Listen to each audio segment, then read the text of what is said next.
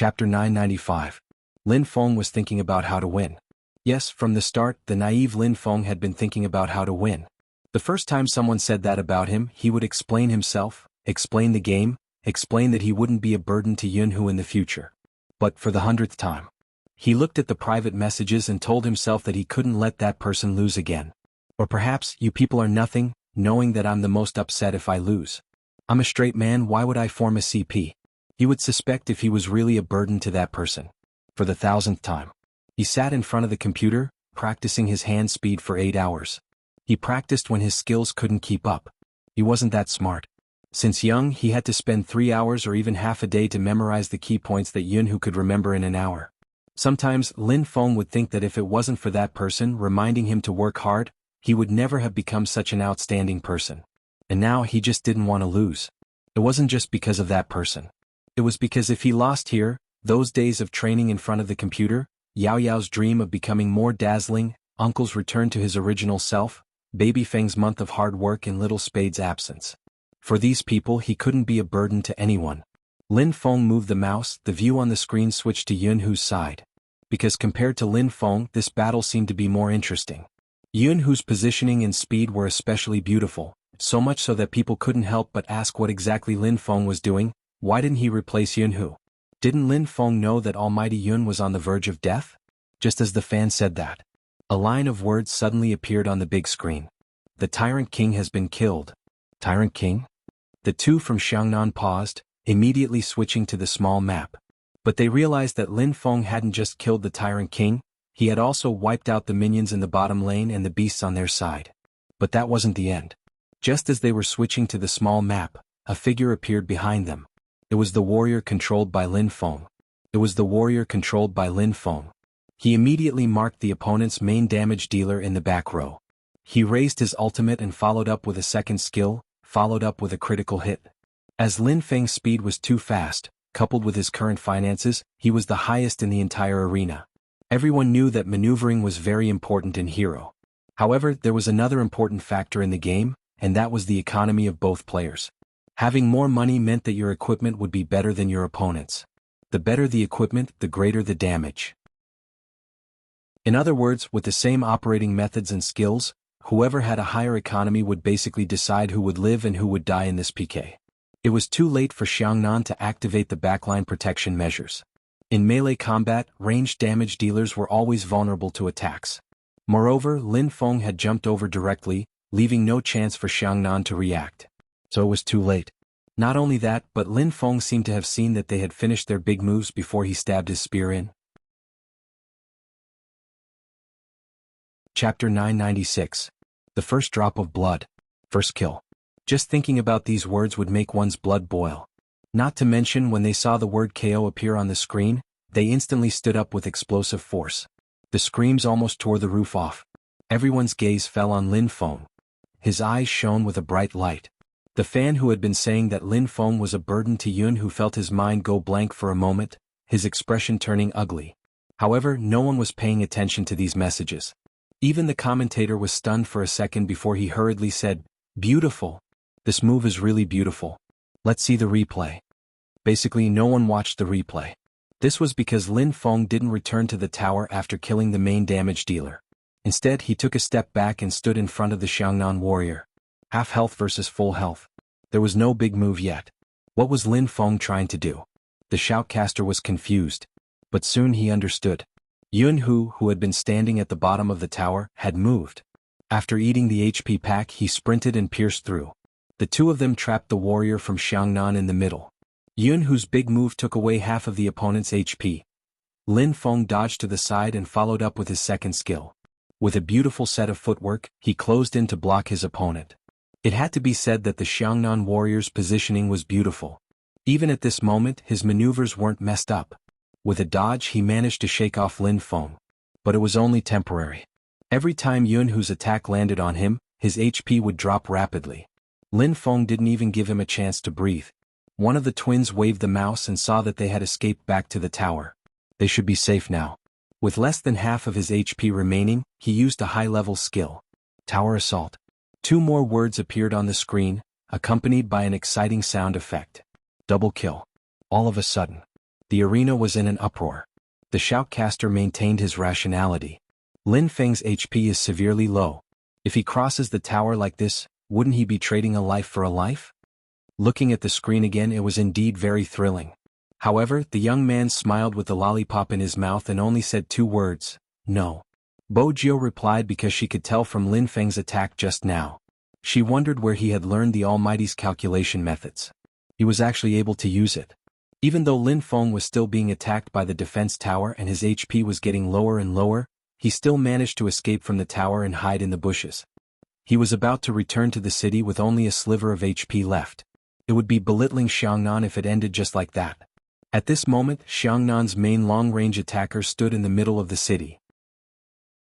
Based on his many years of gaming experience, he fired a long-range cannon at Lin Feng, who was about to return to the city. K.O. Lin Feng, Jianghu, Bo Jiu, the shoutcaster, almost everyone had the same expression. Lin Feng was almost petrified. From the way he held the mouse, it could be seen that he had been in that position for a long time. After all, even Xiangnan's side didn't expect that the attack would really hit. Chapter 997. Lin Feng couldn't understand why he could hear Zhao Sanpeng's laughter through the soundproof headset. If he wasn't in the middle of a game, he would have stood up to beat him up. The shot. Lin Feng held it in. In the end, he reached out to rub his ears. He had to kill his way back. It was too embarrassing. Why couldn't he return home beautifully after the double kill? He didn't want to recall being killed on his way back to the city. Jianghu returned to the city as well, glancing over at Lin Feng, who was waiting for his revival. He released his mouse for a second. Then he placed his hand on Lin Feng's head, rubbing it before retracting it swiftly. But even so, it was still recorded by the camera on the screen. Yu Cixin arched a brow, a hint of playfulness in his eyes. Supreme Alliance sure is interesting. It seems like there's a change in tempo. Hoshino was still like an ancient prince, twirling the carbon pen in his hands, a faint smile on his face. They might seem to be playing individually, but in reality, they are expanding the scope of the double. They aren't on the same path, but they have a clear division of labor. One of them is guarding the tower to stall for time, while the other is in charge of increasing their finances and minions. Xiangnan didn't just trade 2 for 1, they even destroyed 2 of their defense towers. It's almost a done deal. Yu Cixin smiled devilishly. Next, let's see if the little spade Z you are concerned about is the real Z or fake Z. Hoshino didn't reply. On the other hand, Lin Qintao, who was sitting in the corner, pushed up the brim of his cap. His handsome face was scrunched up and he was a little confused. Why do I feel like this is so familiar? Qinemo Rao Rong only said 2 words. When Lin Qintao glanced over, Rao Rong's eyes seemed to be bright and heavy. At the same time. During the semi-finals, Qinemo and Spade Z used similar tactics to defeat you and me. Lin Qintao paused for a second before he reacted. F***CK, that's why it looks so familiar. Lin Feng and Jianghu are quick learners. Sinister, they are too sinister. Although that was what he said, Lin Qintao knew how difficult it was to achieve such an effect. What state were they in when they first entered the arena? They knew it very well. However, in such a short period of 10 minutes, he could even see Lin Feng's rapid growth. That in itself was already very powerful.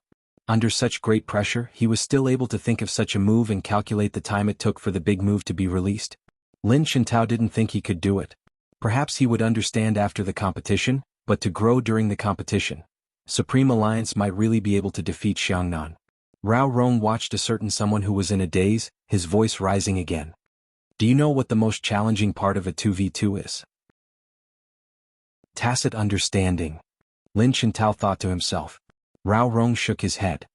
No, it's not chemistry, it's trust. As long as there was enough trust, such perfect cooperation could be achieved. Whether it was Lin Feng, Jianghu, or those 2, Rao Rong lowered his lids, turning towards Supreme Alliance. Bo Jiu reached into her pocket but didn't find anything. She tried to strike a conversation. Brother Mo, did you expect this? No. Qin Mo watched the youngster's actions, tossing the candy in his pocket to her, his voice dignified. This is the last one, you can only eat it after the competition. Chapter 998. The 2v2 competition came to an end. Xiangnan had already noticed the problem. This wave wasn't just about the rhythm, it was also a problem with the strategy. The twins' innate advantage was the tacit understanding between the two of them. This was originally the most lethal weapon for others. But because of Lin Feng and Yunhu's strategy, this situation was completely broken. If they were to fight separately, the twins' individual ability wouldn't be a match for Lin Feng and Yunhu. If they didn't split up, they could only watch as Lin Feng cleared the troops to increase his economy and the defense tower disappearing quickly. Once the situation was broken, the game progressed faster. If they were to lead the troops, the super troops would be able to destroy the defense tower. Previously, Supreme Alliance had been suppressed under the defense tower and couldn't come out. After that, Supreme Alliance showed everyone their speed. Lin Feng's attack speed. Along with the news of the Almighty's death, the screen flashed. Xiangnan couldn't hold on anymore. Lin Feng led a wave of troops to attack from the side, directly to the center of the city. The two of them wanted to return to the city but were interrupted by Yunhu's long-range big move. In less than a few seconds, there was the sound of the city being destroyed. The screen was filled with a dazzling silver light. Lin Feng took off his headphones with difficulty. Just as he was about to heave a sigh of relief, he shook his numb hand. Yunhu had already stood up, one hand on the table. He leaned over and whispered in his ear, "Don't forget what you promised me. Don't run, understand?" Lin Feng's neck stiffened visibly. *CK couldn't be. You still remembered. Besides, we're all gay people like this. They like to talk directly into other people's ears. *CK Lin Feng felt like he had suffered a loss. He thought about it carefully. Why was he the one who took the double kill and destroyed the defense tower? Why was he the one who was suppressed in the end? This wasn't a good deal. Lin Feng lowered his head and went down. No one else knew why. As long as he knew, Supreme Alliance won the 2v2 match. But those who were observant could tell that if the attack hadn't been so fast, Supreme Alliance wouldn't have won if the competition had dragged on. This was because the twins had already pushed the tower to the high ground. Supreme Alliance's advantage lay in the large dragon in the wilderness. With the flying dragon as their vanguard, Xiangnan wasn't able to defend in time. It could be said that this was a match of equal strength. Even until the end of the competition, the score was still 2-1. Supreme Alliance only had one more kill than Xiangnan. It wasn't that they weren't good enough. It was just that both sides' positioning, skills, and even experience and judgment allowed them to rarely lose their lives. However, everyone knew that whether it was the qualifiers, the provincial competition, the regional competition, or even the semi-finals, Xiangnan had won every single one of them. Even when they met strong teams, they had already won the first 2 rounds. But now, the shoutcaster glanced down the field. This is the first time Xiangnan has suffered a loss. It seems like Supreme Alliance has broken Xiangnan's record to a certain extent. There will be a half-an-hour break and Xiangnan will probably decide the final lineup based on Supreme Alliance's strategy. This should be enough to force out Xiangnan's true strength. The other shoutcaster chuckled. Xiangnan will only use their full lineup during international competitions. But for this round, I'm afraid they won't be able to make any adjustments. Yes, a 2v2 is very damaging. You mentioned Supreme Alliance's strategy. What do you think Supreme Alliance's strategy is? How should I put it? The shoutcaster glanced at the camera as though he was searching for a word to describe it. In the end, he said, "They are strong against strong opponents." Strong against strong opponents? The other shoutcaster arched a brow. What do you mean? Let's talk about the first player, Feng Shang. It's rare for a rookie to grow so quickly. Even during the battle, he might have been slow at the start, but towards the end he got better. Honestly, I've watched Supreme Alliance's previous matches and he wasn't like this back then. The shoutcaster's voice was deep and convincing. I believe that as long as he is given time to grow, it won't be long before Supreme Alliance has another ace like Yunhu who can take charge of the situation. So you are analyzing Supreme Alliance from Feng Shang's perspective. That's not it. The shoutcaster pointed to the screen. In the 2v2 match, both of us can see that Lin Feng and Yunhu didn't intend to use such a strategy at the start. They changed their strategy after seeing the coordination between the Xiangnan players and decided to use a peripheral strategy to attack the dragon and the tower instead of killing people because they know how difficult it will be in the later stages of the match. Usually, when players are at a disadvantage in a match, they would be in a daze, but Supreme Alliance seems to be the exact opposite. Their trust in each other has reached a certain level, and the more disadvantageous the situation, the more impressive their strategy is. They are able to adjust their strategy according to the opponent's habits. This is an extremely high level of strategy, hence, it is most appropriate to describe Supreme Alliance as the stronger they are, the stronger they are. Seems like you are confident Supreme Alliance can win against Xiangnan. Not necessarily. The shoutcaster was objective. Xiangnan's strength doesn't lie in their total victory. Even if they lose a round, it won't affect their confidence. Besides, Xiangnan's team battle isn't something anyone would want to challenge. In esports, it is important to set the pace, but in Xiangnan's team battle, once you start, you will understand that the opponent's strategy is ever-changing and it isn't easy to set the pace. After hearing the shoutcaster's words, the cameras immediately shifted to Xiangnan's position. When they saw the image on the screen, the audience was astonished. Xiangnan didn't look like they had lost the 2v2. On the other hand, Zhao Sanpeng patted the twins on their shoulders. Lin Feng is too shameless. You guys aren't his match when it comes to shamelessness. He always sneakily fights the dragon. Seriously, I can't stand Supreme Alliance for this. Everyone, when they turned to Xiao Jing, he added, recognize your own shortcomings and change them during the international competition. Almighty Xiao seemed to be implying that Supreme Alliance was helping their own team members in this double match? It seems like Xiangnan isn't affected at all. Let's wait for the team battle. Wait a minute, Xiangnan's team members are out. The strongest lineup. It is indeed the strongest lineup. What about Supreme Alliance? Chinemo, Spade Z, North of Yin Mountain, Coco and Shui Yaoyao. There's a girl in both teams. Girls are different from each other. I'm not exaggerating, but Goddess Luo doesn't only destroy the other team's girl, she can also destroy Coco. This sentence was indeed correct. Because in the esports world, Goddess Luo was the only female player in the top 10 in the country. Her positioning and hand speed weren't exaggerated at all. The reason why Xiangnan was so strong was because of her cannons. That's right, it will be difficult for Supreme Alliance to win the team battle. Don't forget, Supreme Alliance has Almighty Qin. Xiangnan will find a way to suppress Almighty Qin. Just wait and see, Almighty Zhao's skills aren't much different from Almighty Qin's. It is impossible to rely on one person to lead the team. What about Spade Z? The FC King of Zone C. This is a team battle, it's hard to say. Listening to the endless discussions, Yi Zichen nodded. Supreme Alliance didn't seem to have any changes. Many people said that perhaps this was how growing up was. Being criticized and attacked. At the start, when they heard these, they would feel terrible.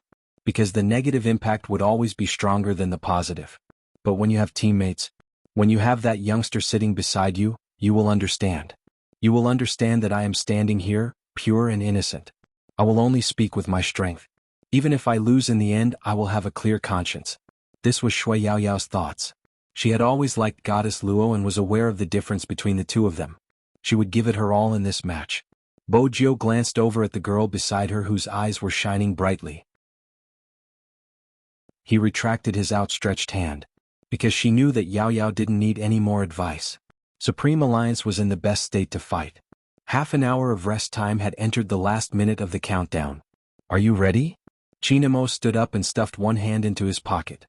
He stood tall and straight, exuding an air of elegance. His skin was fair to begin with, and under the light and camera, it looked like high-quality enamel. His thin lips were as light as water, and when the corners of his mouth were slightly raised, he exuded an aura that could turn the clouds and rain with a flip of his hand. I'm ready. Chinemo raised his eyebrows and said faintly, let's go. The five of them lined up in a row. That scene was so handsome on the screen that it made people tremble. Not to mention the atmosphere in the stadium.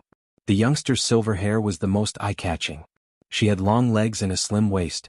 She was in her battle uniform and the black hair band didn't diminish her handsomeness. Instead, it made the cameraman zoom in on her. The moment the two teams stepped onto the platform, not only did the atmosphere in the stadium reach a peak, even the views on the live broadcast platform exceeded 100 million in an instant. The real competition is about to begin. Yu Cixin chuckled, the devilish aura still present on his lips. Hoshino's eyes landed on the youngster. When he saw the lollipop in her mouth, he couldn't help but chuckle. What time was it? She was still so fond of sweets. Yu Cixin noticed Hoshino's gaze, but this time, he just narrowed his eyes and didn't say a word. Amidst the deafening sounds of support, there were a few crisp sounds. Supreme Alliance entered the game together. There was a ding. Chapter 999. It was just a few simple words. But when these words appeared on the big screen, some of the Spade fans couldn't help but clench the cola in their hands. It was about to begin. When all his emotions were left with this one sentence, even his heartbeat began to tremble. The young man sat in front of the computer. First, he held the mouse in his right hand and shook it a few times. Then he clicked and entered the battle. He was so calm and composed that people who didn't know better would think that the young man was just playing an ordinary online game. The young man didn't seem to be a very serious person. He looked at the screen with a smile on his face, as though he was thinking about how to fast-forward this segment. However, choosing the game character that one would control was an indispensable part of the competition. The shoutcaster pressed down on the microphone. Come, let's take a look at their choices. Supreme Alliance is the same as before, using 2 assassins while Xiangnan is going all out.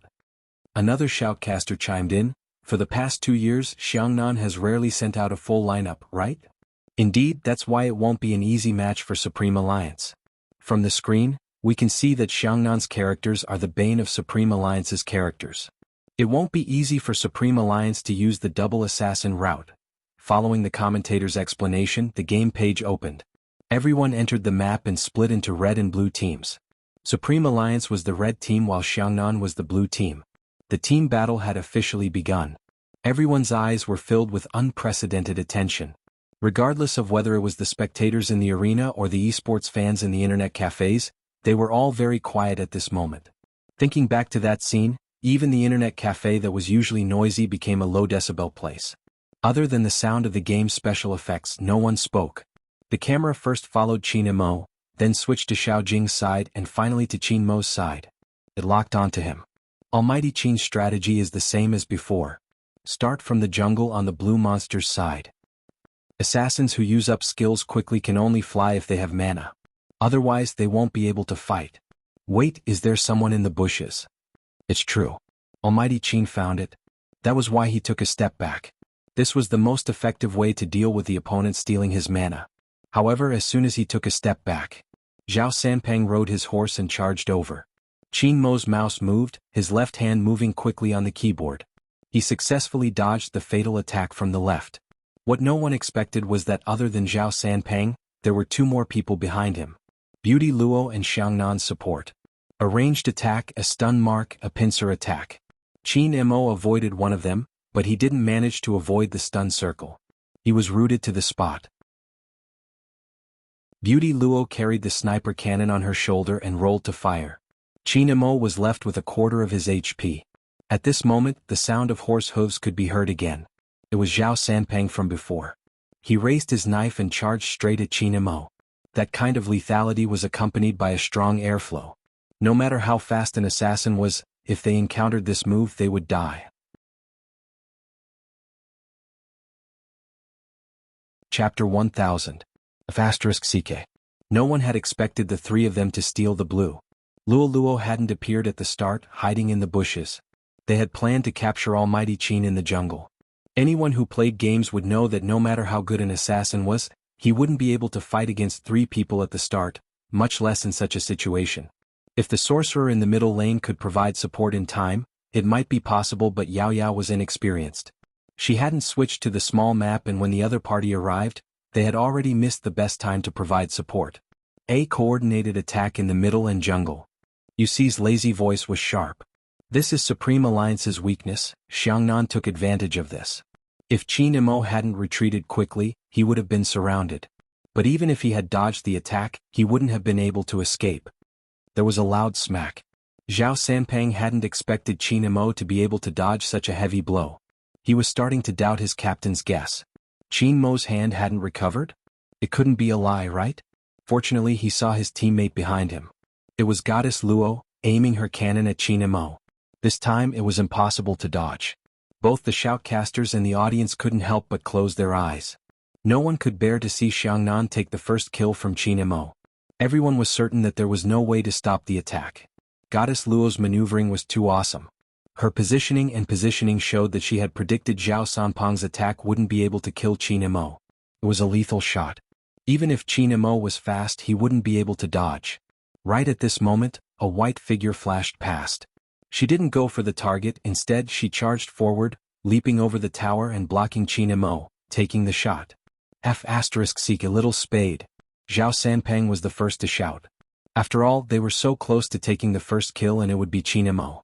They hadn't killed Qin Mo more than once or twice. This was a once-in-a-lifetime opportunity, but it was ruined. Where the hell did this guy come from? Come back once you get the blue, Xiao Jing ordered. Zhao Sanpeng obeyed, retreating swiftly. The shoutcaster heaved a sigh of relief.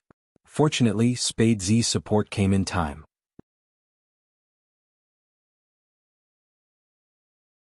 Chapter 1001. They couldn't link up in the middle. This might not be a big deal in a normal match.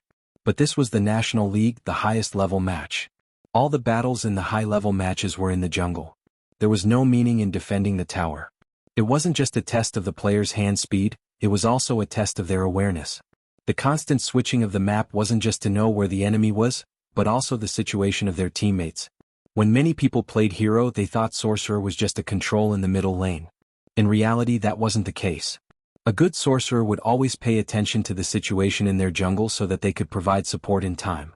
The moment the battle started, the difference was clear. When Xiangnan's sorcerer saw their people going over to steal the blue, he left the middle lane without a word, heading to the river at the side. He wanted to restrain Coco, who was coming over to support, so that his teammates could steal the blue and kill with ease. Shui Yaoyao's reaction wasn't that fast. She only moved after the blue had been stolen. It was obviously too late, missing the best time for the team battle. Originally, she thought the atmosphere would die down. Unexpectedly, after Qin Mo's HP was full, he said faintly, "Come back." The three words were calm and unhurried. The silver-haired youngster's thin lips curved upwards, leaping from the jungle and hiding in the bushes. Blue or red? Red. When Qin Mo was commanding, his voice was low, the indifferent quality spreading through the earpiece, giving them an inexplicable sense of confidence. Coco, go up to support Yao Yao, restrain the middle lane, don't let him come over, you don't have to head over, uncle, go to the jungle to harass Xiao Jing. When Yin Wuyao wasn't smoking, he still looked the same, replying, all right, before leaping up. It was important for the main attacker to take down the red beasts. Hence, after stealing the opponent's blue, Goddess Luo cleared a wave of troops and jumped into her jungle, starting to attack the red beast that came out. Everything seemed peaceful. Until Coco, who was half HP, came over. Goddess Luo maneuvered and pulled away the damage, hitting Coco directly. Zhao Sanpeng, who had been clearing the troops, ran back on his horse, providing support in time. 1 o'clock. Qin Mo's command allowed Coco to dodge Zhao Sanpeng's knife. Having missed his attack, he cursed, F***ck me. Then he turned around and slashed horizontally. Close combat follow-up. Qin Mo moved his mouse as he moved forward. With a single move, he dealt damage and slowed them down. Zhao Sanpeng wasn't active, but his mouth wasn't idle. Red, hurry and kill the red beasts, don't let them get it. When he saw Qin Lu's figure appear in their wilderness, Xiao Jing had wanted to jump over to help him. But with Yin Wuyao holding him back, even if he could shake him off, it would take time. But Yin Wuyao knew that he couldn't last much longer. Whether it was his skills or his current finances, he was still a level lower than Xiao Jing. When he was left with less than half of his HP, he retreated and told his teammates, Xiao Jing went over. Beauty Luo and Zhao Sanpeng initially thought that the opponent's target was their red monster, because they were indeed there for the red monster.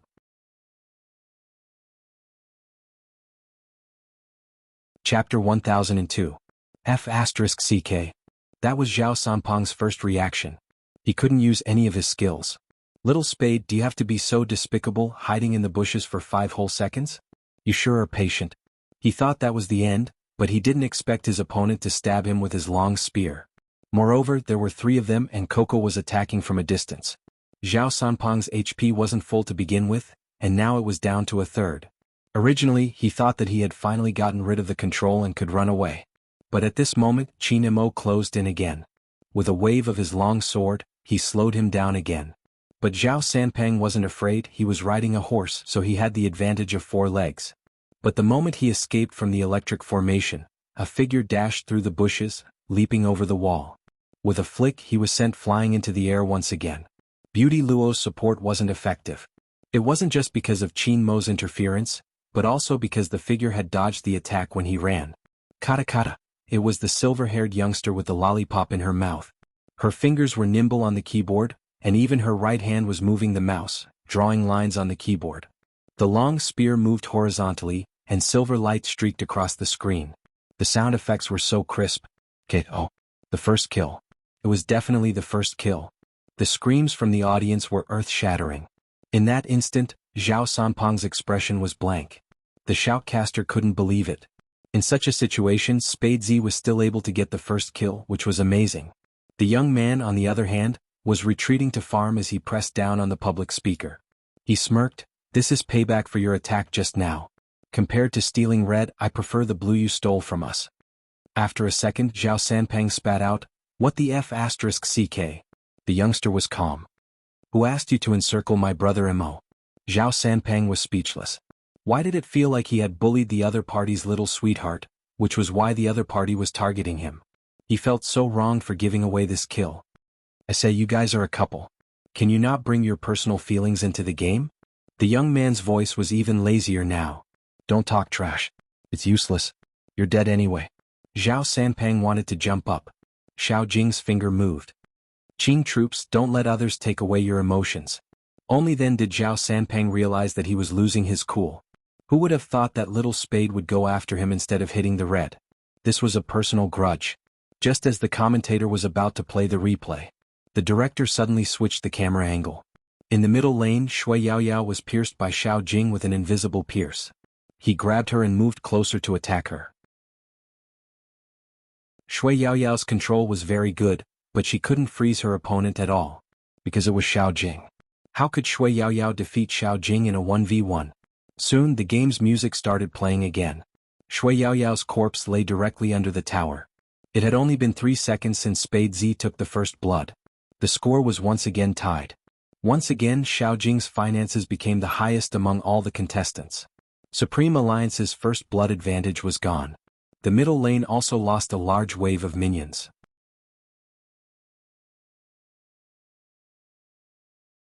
Chapter 1003. Supreme Alliance's chances of winning aren't high. Usually, the shoutcasters wouldn't give a conclusion to a team battle, but the collapse of the middle lane was a clear indication of their loss. The assassin wasn't up, which meant that the rhythm wasn't up. Compared to Xiangnan's dominance, Supreme Alliance was still going in circles. Qin Imo was the most obvious. In any of the previous matches, he had always been the most economical. After all, even Xiao Jing might not be able to achieve the same results as him in terms of maneuvering and positioning. But this time he was second from the bottom. Shui Yaoyao's finances were at the bottom. Regardless of how one looked at it, it was clear that there was a problem with the combination. The wilderness is too important to Qin Imo, but Xiangnan is obviously trying to suppress him. From the start they have been either attacking or harassing him. Lin Chintao was anxious. If this continues, Qin Mo's assassin is going to be useless. Without Qin Imo, Supreme Alliance won't be able to win this match. The sorcerer in the middle lane. "Sai, why isn't she helping Qin Imo? I really want to go up myself." Rao Rong remained silent. As a sorcerer, he could see Shui Yaoyao's flaws more easily than Lin Chintao. But at the same time, he understood that it wasn't possible for a newbie to play with a stream of consciousness. The combination wasn't something that could be done by just anyone. Supreme Alliance must have realized the problem as well. As expected, Qin Imo spoke. As he spoke, he didn't forget to clear the small beasts. His speed was astounding. "Yaoyao, go to the bottom lane. Uncle, take the middle lane." "All right." Yin Wuyao's hand speed was fast. As he swept through the wilderness, he forgot to switch to the small map in case of a surprise attack. Qin Imo was concerned about this as well. "Be careful," he said. Just then, a person appeared from the bushes in the wilderness. It was Luo Luo. Among all the long-range attacks, Luo Luo's character was the most mobile. Similarly, it was a test of the player's hand speed and reflexes. More importantly, it was a test of one's gaming awareness. If she had appeared, Shui Yaoyao wouldn't have been able to freeze her. She was too mobile. That was why the shoutcaster had said at the start that Xiangnan's lineup was against Supreme Alliance. Compared to Supreme Alliance's old style, Xiangnan has their own strategy in choosing their characters. This is probably the ability of the champion team. They will do research in advance for every match. "They're here." The shoutcaster lowered his voice and everyone turned to look at the screen. Luo Luo rolled on the spot and jumped to a safe position. She pressed down on the sniper rifle and fired a shot in Shui Yaoyao's direction. A loud bang was heard. Shui Yaoyao's HP dropped by half. Yin Wuyao quickly retreated to prevent Luo Luo from continuing to snipe him. However, to his surprise, it was not only Luo Luo but also Xiao Jing who was hiding in the grass. Xiao Jing's ultimate skill was immune to all crowd control. In addition to his high speed, Shui Yaoyao was lifted into the air with a flick of his spear. Her rain spell was disrupted and she had less than a third of her HP remaining. Xiao Jing still wanted to move forward. Yin Wuyao controlled the mouse and blocked it. He only said one word. Go. In just a few seconds, no matter how fast Qin Mo's support was. Even if Qin Mo was fast enough, he could only prevent Shui Yaoyao from being killed a second time. But Yin Wuyao, who was surrounded by the three of them and had low HP, couldn't be saved. When the special effects of the KO sound rang out, every single one of the fans paused for a moment. Because they knew why Uncle Yin had died this time. With Uncle Yin's maneuvering he could have escaped. But he allowed Shui Yaoyao to leave first. In just 10 minutes, Supreme Alliance had lost 2 lives. The media assumed that Yin Wuyao's death would cause discord between the fans. Just like Yunhu and Lin Feng. But this time no one attacked him. Everyone was looking at the screen. It was because they felt how much their idol cherished his teammates. Shui Yaoyao was the most guilty one. She opened her mouth and said, "I'm sorry." Yin Wuyao smiled. "In the later stages you will be more useful than me. Don't think too much, with little captain around the situation will be balanced." "MMH," Shui Yaoyao replied, setting off again. In the past she had always thought that she had trained her hand speed. But after this competition she realized that she wasn't good enough in other aspects. She didn't know when to switch to the small screen and wasn't sure where to look. But Uncle Yin's maneuvering was smooth. It wasn't just Uncle Yin. Even Coco reacted appropriately at the right time. As for her, Shui Yaoyao moved her right hand. She might be the least skilled, but from now on she couldn't be a burden anymore. "Yaoyao, pay attention to the bushes on the right, someone is there." Qin Mo's voice didn't change at all. "Coco, take a step back." "Yes." In an instant, Supreme Alliance changed their formation. The shoutcaster was shocked. "The middle and bottom lanes have changed? The sorcerer isn't in the middle lane. This is really unpredictable." Even though it wasn't conventional, it wasn't going to be easy for Xiangnan to disturb Qin Mo's jungling. Because of Yin Wuyao's obstructions and skills, it wasn't going to be easy for Xiangnan to send 3 people over. 2 people could do it. But after fighting for half a day, they didn't manage to snatch the blue beasts and were almost stopped by Coco in the top lane. What infuriated Zhao Sanpeng the most was that the moment he retreated, Qin Mo said, "Thank you for the jungling." "Thank you for the jungling?" "Thank you for the jungling." These 6 words were like a 3-dimensional sound loop, ringing in his ears, causing Zhao Sanpeng to almost spit out blood. But in the end, they weren't the ones who had helped Qin Mo because they were the ones who had taken down half of the blue beast's HP. So this was what Qin Mo had in mind. Shameless, too shameless.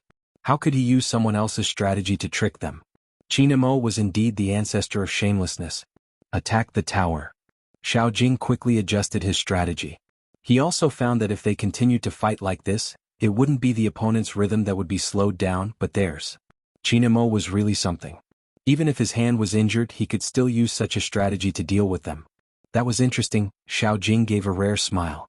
When he appeared on the big screen, the fans of Xiangnan felt a sense of awe. Supreme Alliance seems to be in a better condition. Someone noticed the difference. Indeed. The other team members commented. Both Coco's maneuvering and the new sorcerers are on a whole new level compared to before. It seems to be related to their positioning. That's strange, their awareness has improved so much in such a short period of time. How can Supreme Alliance's members improve so much in a single match? That's impossible. Just as everyone was discussing, Rao Rao narrowed his eyes. Rao Rong, who was sitting in the corner, suddenly narrowed his eyes. He leaned forward, his gaze landing on the man who was controlling the mouse while tilting his head. "It's Qin Mo, what?" Lin Chintao watched the screen intently, not understanding what his captain was saying. Rao Rong's gaze remained unchanged. "Qin Mo is directing them. That can't be." When Lin Chintao heard this, his first reaction was disbelief. After all, an assassin's jungling was all about speed. Not only that, but they also had to constantly be on guard against other players stealing the jungling. Thus, they had to constantly switch between the minimap. This already required a lot of brainpower. If they had to switch between the top and bottom lanes at the same time, then how fast would they have to be and how powerful their thinking ability was? But reality proved that his captain was right. When he glanced in Qin Mo's direction, he was indeed directing. That wasn't all, the movements of his left hand were so fast that it was a blur, not to mention the movements of the mouse in his right hand. Coco retreat. Second skill aim. Qin Mo was wearing his headphones. His handsome side profile was illuminated by the light. He looked so noble and inviolable. He controlled the game character to pass through the wall while giving instructions in a calm voice. He looked so calm as though he was doing something normal. But anyone who played games would know that Chinemo was the only one who could do this. The shoutcaster noticed it too. He gave the director a look, signaling for the camera to zoom in on Chinemo very quickly. Chinemo appeared on the screen. The audience could clearly see his thin lips moving. When they looked at his game view, the speed at which he switched between maps was so fast that they couldn't see clearly. On top of that, he was clearing the troops in the middle lane, reducing the pressure on Wuxia. Finally, the troops returned to their original position, not allowing Xiangnan's troops to come over. No wonder he is the most valuable player in the esports scene. Chinemo won this title because of his ability. With his command, Xiangnan's rhythm is obviously disrupted. He cleared the troops so quickly while directing at the same time. That's impressive. The shoutcaster didn't know what to say, but he could hear the admiration in his voice. Rao Rong didn't have much of a reaction. On the other hand, Lin Shintao sighed. Chinemo is a pervert. This method of playing is very taxing. Rao Rong continued, but all these years Xiangnan has only been playing high-end games and has forgotten the reason why Supreme Alliance has been known as the strongest team in the province for such a long time. A large part of it is because of Chinmo's leadership and coordination. Lin Shintao widened his eyes. Captain, are you saying that Chinemo has always been like this? Were you the one who quit for a year or was I the one who quit? Rao Rong sounded helpless. Chinemo started out as an assassin, but in the past, he has always been a team controller. In order to coordinate with the team, he changed his best character, isn't that so? Lin Shintao grabbed his hair. I thought all-round players like you would like to play the team controller, so Captain, you are also? The assassin is Chinmo's life. Rao Rong glanced at him. You haven't seen the Chinemo from 3 years ago. With a sweep of his long sword, the 3 players from Xiangnan couldn't stop him. In the past 3 years he has been playing the team controller in order to improve the team's ranking. It wasn't until Spade Z appeared that he started to show signs of his past self. But in today's match you saw his commanding ability. In fact, Xiangnan has already pushed him back to his previous style. If this continues, Chinemo won't be able to beat Xiao in the later stages. Lin Shintao's heart sank as he listened to his captain's analysis. He knew that his captain had never made a mistake in his analysis of a battle. Although both sides were his friends, he didn't know why, but he felt that it would be too depressing if this game ended up like this. As expected, in the next second the sound rang out.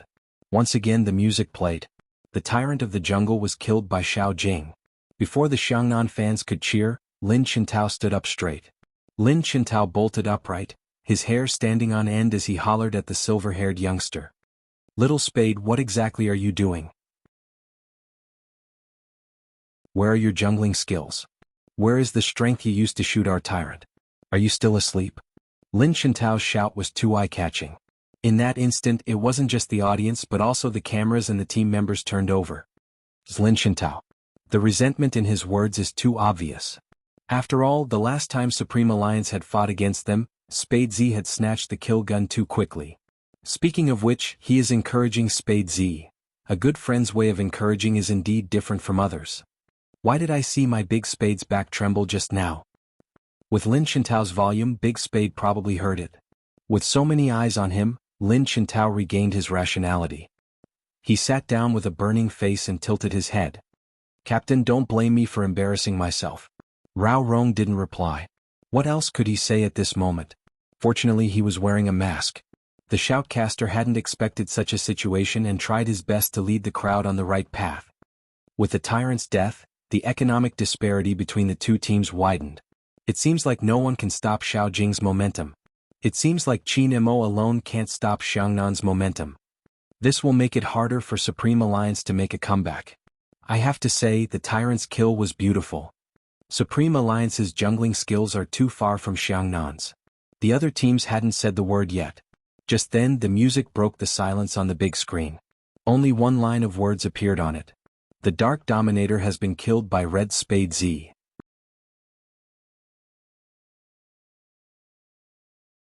Chapter 1004. A Master? The shoutcaster stuttered. After all, he had just said that Supreme Alliance's jungle wasn't strong enough. Who would have expected that in the next second, Spade Z would kill the biggest boss in the jungle and successfully bring out a wave of flying dragons? The shoutcaster had encountered a player like Spade Z. This was a psychological barrier in his career. After a few moments of stuttering, he managed to smooth things over. Spade Z is indeed the king of the jungle, he's really hard to deal with. He's returning the favor. The spectators from the other teams narrowed their eyes. But how long has it been and Spade Z is already able to solo the king? Look at Spade Z's finances. A sharp-eyed person pointed out the data on the screen. Everyone was stunned. Since when was Spade Z's finances on par with Xiao Jing's? Under normal circumstances, when we talk about a person's hand speed, it doesn't just refer to speed, it also refers to the speed at which he can earn money. In the early stages of hero, it depends on who can earn more money. The richer you are, the better your equipment will be. But the most important factor is time. I don't know if you guys have realized, but Spade Z has his own way of playing in the jungle. Aren't they just normal jungling? No, it's different. What's different? I'm not sure about the specifics. Wait, let's watch the replay. For example, killing the king would definitely be replayed. Especially when it was so unexpected. When they switched to Spade Z's perspective, they realized that the youngster's jungling style was indeed different. He's using his second skill to move around and using normal damage to attack the monsters. How is he so fast? It was indeed fast. Everywhere Spade Z went, regardless of whether it was the monsters or the minions, the youngster's speed was inexplicably faster than the others. Spade Z's skill points seem to be connected perfectly? It isn't a problem of the skill points. He knows what he can harvest with a normal attack. Then he would always keep his second skill so that he can jump over the wall to save time. Regardless of whether he was escaping or choosing his next target, his speed and explosive power were maintained at their peak. Spade Z really brought his character to life, treating Xiangnan's wilderness as his own. He could come and go as he pleased. Xiangnan used most of their tactics to restrict Qin Mo, but they underestimated Spade Z. It's mainly Spade Z's jungling style. Why do I feel like I can't learn it? This jungling style looks a little familiar. Is that so? It's the first time I've seen such a jungler, and he's always avoiding Xiao Jing. I don't think it's a coincidence. I remember now. Where have I seen such a jungler before? Where? Indeed, there were people who were curious. Back then, when Qin Mo fought against the Xiangnan Three Gods, he used such a jungling style. Back then, even though Supreme Alliance was strong, the others were still a distance away from Xiangnan. However, Qin Mo managed to balance the gap. Back then no one could stop Qin Mo. After his hand was injured, such a jungling style was never seen again in the esports arena. He didn't leave any empty moves, and with every step he took, he either increased his speed or dealt damage. His jungling speed was obviously 2 times faster than the others. I tried it before, wondering if I should learn from that match. In the end, I realized such a jungling style isn't something anyone can do. First, you have to have a map in your mind and you have to constantly change the map to analyze the situation. When the opponent isn't paying attention, you have to use the fastest method to deal damage. You also have to have precise positioning and fast hand speed. Most importantly, you have to have a strategy. I originally thought such a jungling style would never appear again, but I never expected to see it from Spade Z. Xiangnan miscalculated. They shouldn't just be defending against Qin Mo. Xiao Jing noticed the problem as well. He narrowed his eyes. Sanpang, keep an eye on Spade Z, alright? Zhao Sanpang led his team around the river, intending to stop Bo Jiao, who was about to head over. He didn't expect that he was ready to give the young man a horizontal slash. Seeing that the young man was about to reach his side, he suddenly jumped to the side, went to the bottom lane to collect a wave of minions, and wasted his big move for nothing. Captain, Little Spade is like a loach, he runs the moment he sees me. Run? Bo Jiao lifted her thin lips. Right at this moment she suddenly turned back, using her second skill to pierce through the wall. Zhao Sanpang was lifted into the air, a series of explosive attacks. F*** Zhao Sanpang cursed. His left hand moved agilely, but he still wasn't able to avoid the attack. Fortunately, Goddess Luoluo had rushed over to help. If not, he would have lost his second HP. Little Spade, you're really too cunning. When Goddess Luoluo spoke, there was a hint of a smile in her voice. However, the sniper rifle in her hands wasn't slow at all. She attacked the silver-white figure ferociously. With such strong firepower and the sorcerer who came to help, many people's hearts were in their mouths. Many people's hearts were in their throats, thinking that Spade Z would be encircled. Bo Jiao didn't have much HP left. Ever since she had appeared, she hadn't returned home to heal. She had been farming in the wilderness. Right at this moment, a figure in white swept across the middle lane. With a sweep of his long sword, an electric formation rose. The two members of Xiangnan were trapped in the middle. They were slowed down and attacked. Only Qin Mo was able to set up such a formation. Come back. Xiao Jing wasn't late. Luo Luo used her agility to move and dodge to the bottom of the tower. However, the sorcerer from Xiangnan wasn't as fast. He used up his flash, but in the next second, Spade Z turned around and lifted him into the air. Freeze. Qin Mo's voice was calm. Yes. Shui Yaoyao's skill was executed at the right time. The audience watched as the white figure leaped an inch forward. With a big move, Scar of the White Dragon. The silver light scattered and two words appeared in the middle of the screen. KO. 2v2. The score was tied once again. Bojio was the one who took the HP.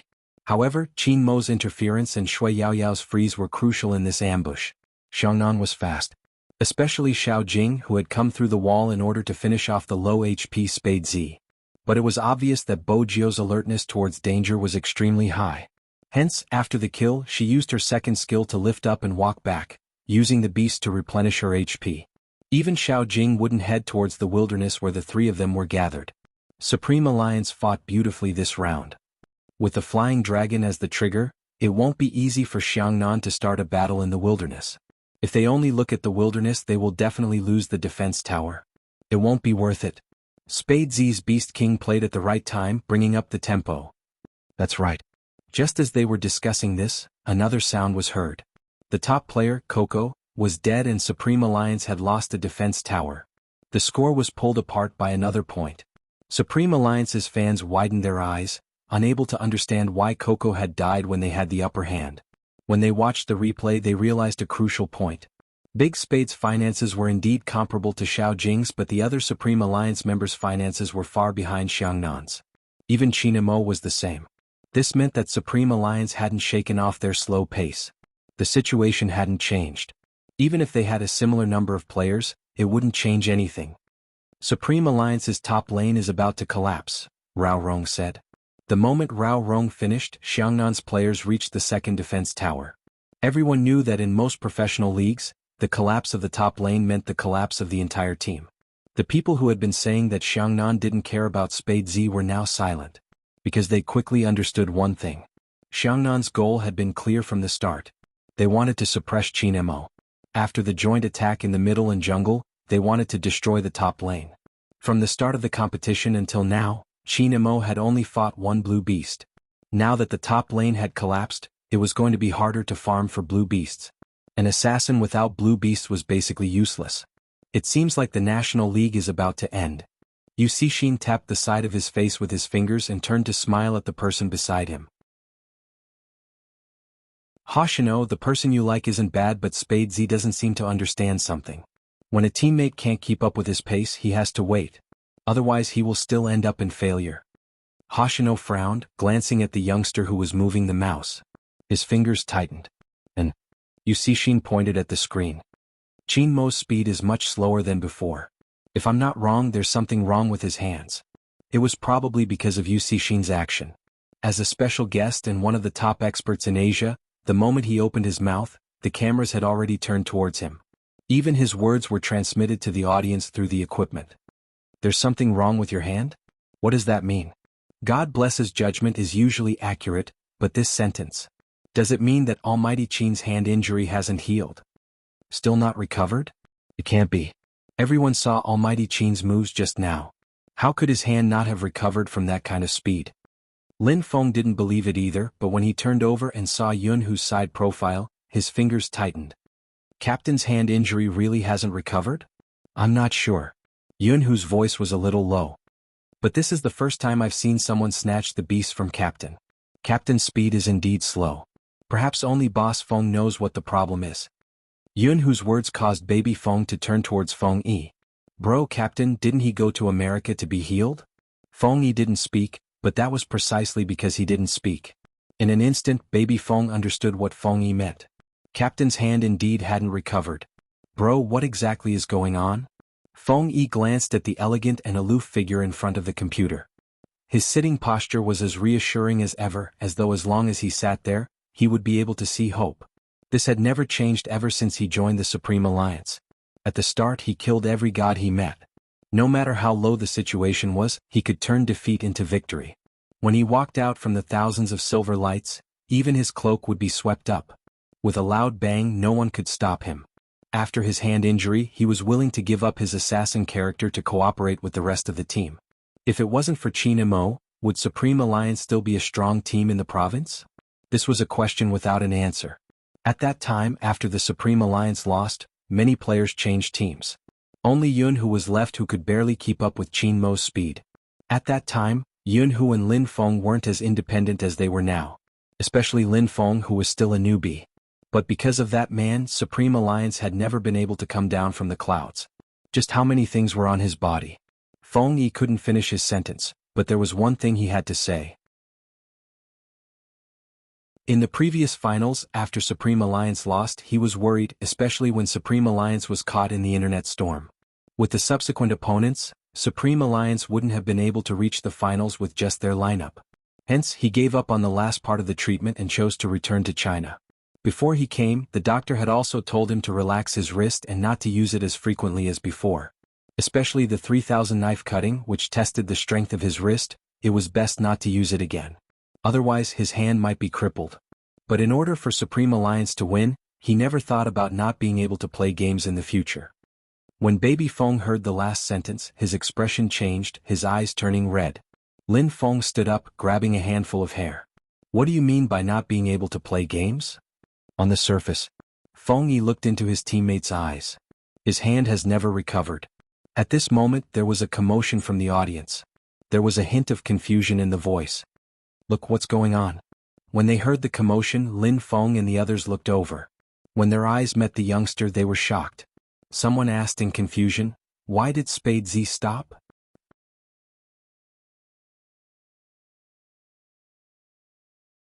Chapter 1005. The youngster's pause caught everyone's attention. Lin Feng opened his mouth, but before he could say anything, the youngster pushed the keyboard to the right with a loud click. It was a clean sound, crisp and handsome. She used one hand to control her character while the other pressed onto Captain's wrist. Qin Mo paused, lifting his eyes to look over. Bojo didn't say a word, her fingers sliding over, landing on Qin Mo's keyboard. What's going on? Is Spade Z helping Almighty Qin control his character? That should be able to alleviate some of the pressure on Almighty Qin's speed, right? But that doesn't make sense. How can a game be divided like that? Even though the keyboard can complete the movement, the mouse is needed to confirm the attack. How does Spade Z know how to do that? Confirming the attack can be done with the keyboard. Look at Spade Z's hands. The moment he mentioned it, the camera zoomed in on the youngster. Her hands were placed on two different keyboards. However, every time he raised his hand, it was so fast that one could even see the afterimages of his hands moving. Most people used their left hand to control the keyboard and their right hand to move the mouse. Spade Z was the first person in the professional league to be able to use both hands so nimbly. When he saw this, Feng Shang's eyes reddened even more. Even Yin Wuxiao glanced over at them. When the two of them leaned against each other, it was as though they were saying, if there comes a day when you lose the sharpness that you are most proud of, then I would rather transform into a dragon-slaying sword and be covered in blood than see you fall from the altar. Little Captain's playing style. Even his thin lips were pursed. How much did his heart ache for Captain Qin?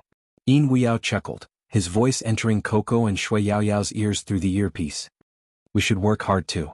Yes, they should work hard too. For the man who had been carrying the entire team on his shoulders.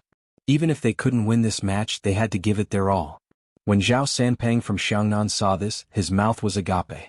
Xiao Jing paused, starting to attack again. Continue. Zhao Sanpang's voice was hoarse. Little Spade is trying his best to protect Qin Mo. This youngster is crazy. But deep down he was filled with admiration. From the bottom of his heart, he felt excited to have such an opponent.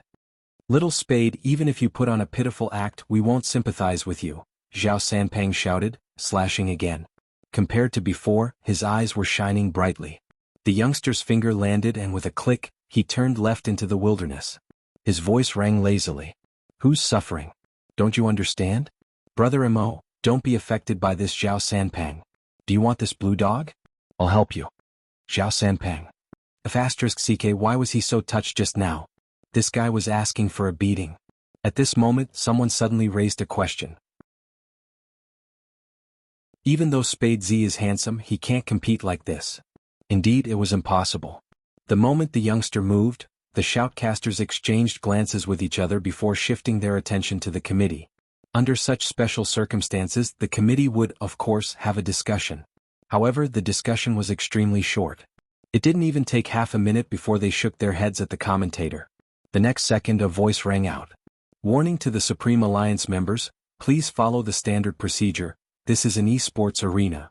The audience didn't need to think too much to know who the warning was. In reality, this wasn't a popular strategy. It wasn't just a test of one's hand speed, it was also a test of one's calculation and judgment. This way the pace would definitely slow down. But Wuxia would rather slow down and fight steadily. In the past she had wanted to be fast. Now she didn't have such thoughts. She wanted that person to be unscathed in front of her. The Almighty was supposed to be pampered and doted on. Wuxia didn't want to retract her hand. Qin Imo tilted his head and looked at the youngster, his lips curving upwards. It was probably the gentleness of his entire life. You're not obedient now that you don't have the candy? Wuxia's personality was like a fox, but she had a unique stubbornness. Have you forgotten what you promised me yesterday? Qin Mo's gaze deepened. You should be the one leading Supreme Alliance's rhythm. In that instant, Wuxia stilled. Qin Imo moved his fingers, pushing the keyboard back. The audience watched as Spade Z's ID appeared on the screen. They were stunned for a second. The next second she swiftly pressed the beasts. In the past, Wuxia had been increasing her finances alone. Right now, Wuxia might be slower, but she was able to coordinate perfectly with her teammates. Rao Rong, who was seated among the audience, broke into a sudden laugh. Now that Spade Z's only flaw is gone, it will be difficult for Xiangnan to suppress Supreme Alliance. Only flaw? Lin Chintao wasn't aware of Little Spade's flaws since her name struck fear in everyone's hearts. Rao Rong pointed to the side. Rao Rong pointed to the side. In the past, Spade Z was too fast. Sometimes, an assassin would be too fast and would be separated from the backline. When the teammates wanted to support him, they wouldn't be able to move at the same speed, which was the biggest disadvantage in a team battle. But now, Spade Z has learned how to focus his teammates' attacks during a solo battle. His speed isn't fast or slow, and his speed is just right. An assassin with high damage might be strong, but on top of that, an assassin who can understand his teammates and guide them accurately is even stronger. Spade Z doesn't just have Qin Mo's strategy, he has other skills. Hero has never been a solo game. It was as though Rao Rong's words were coming true. The team started on the road. The experienced north of Yin Mountain came to support in time. Even Shui Yaoyao used her teleportation skill to release a rain spell, successfully taking down one of their opponents. The audience could sense something different about Supreme Alliance. Compared to before they entered the arena, no, it should be said that compared to before, they were different. Be it their technique, hand speed, consciousness, or their teamwork. This battle team had become even stronger. The score was pulled back. The top lane, which was on the verge of collapsing, was saved in time. The tempo was now in Supreme Alliance's favor. This was the first time Xiangnan had fought for more than half an hour, and it was still a draw. In the previous matches, they had pushed to the city center in less than 40 minutes and the number of kills wasn't even. Besides, Xiangnan rarely used their full lineup. Today it was the complete opposite. Those who didn't understand games stopped in front of the big screen in the mall because of this match. Perhaps the things that moved us and made us stay were not because of whose skills were better. Instead, it was because of this exciting match that no matter what kind of situation they were in, there would always be someone by their side. If they won, they would rule the world with them. If they lost, they would make a comeback with them. It was as though they would become braver with their presence. Never abandoning or giving up, this was probably what youth should be like. Not a bad match. While his son was immersed in front of the screen, a father laughed. It's similar to when I watched the women's volleyball team. But what you have to learn isn't how they play, it's their attitude towards life. Do you understand, rascal? Time trickled by. Originally, they thought the advantage was in Supreme Alliance's favor. But after 3 minutes, another line of words appeared on the screen. Another line of text appeared on the screen. The Shadow Dominator has been killed by Team Blue's Xiao Jing. Whoever took down the big boss of the jungle would be able to use the Flying Dragon to assist. The Shadow King could be killed many times, and as long as the game continued, it would keep appearing on the map. But in the later stages, the Flying Dragon's assistance would bring more benefits to the team. Now that Xiao Jing had killed the Shadow King, the pressure was back on Supreme Alliance. That wasn't all. His big move successfully took away Coco's life, pulling the score apart once again. Supreme Alliance wanted a team battle, but it was obvious they didn't have the advantage. This time the top lane is really collapsing. There was no chance of salvaging it. No matter how good Spade Z is, he won't be able to carry it. Chinemo is being suppressed in this match. That's right, the middle lane has collapsed. Chinemo hasn't developed and his hand injury is real.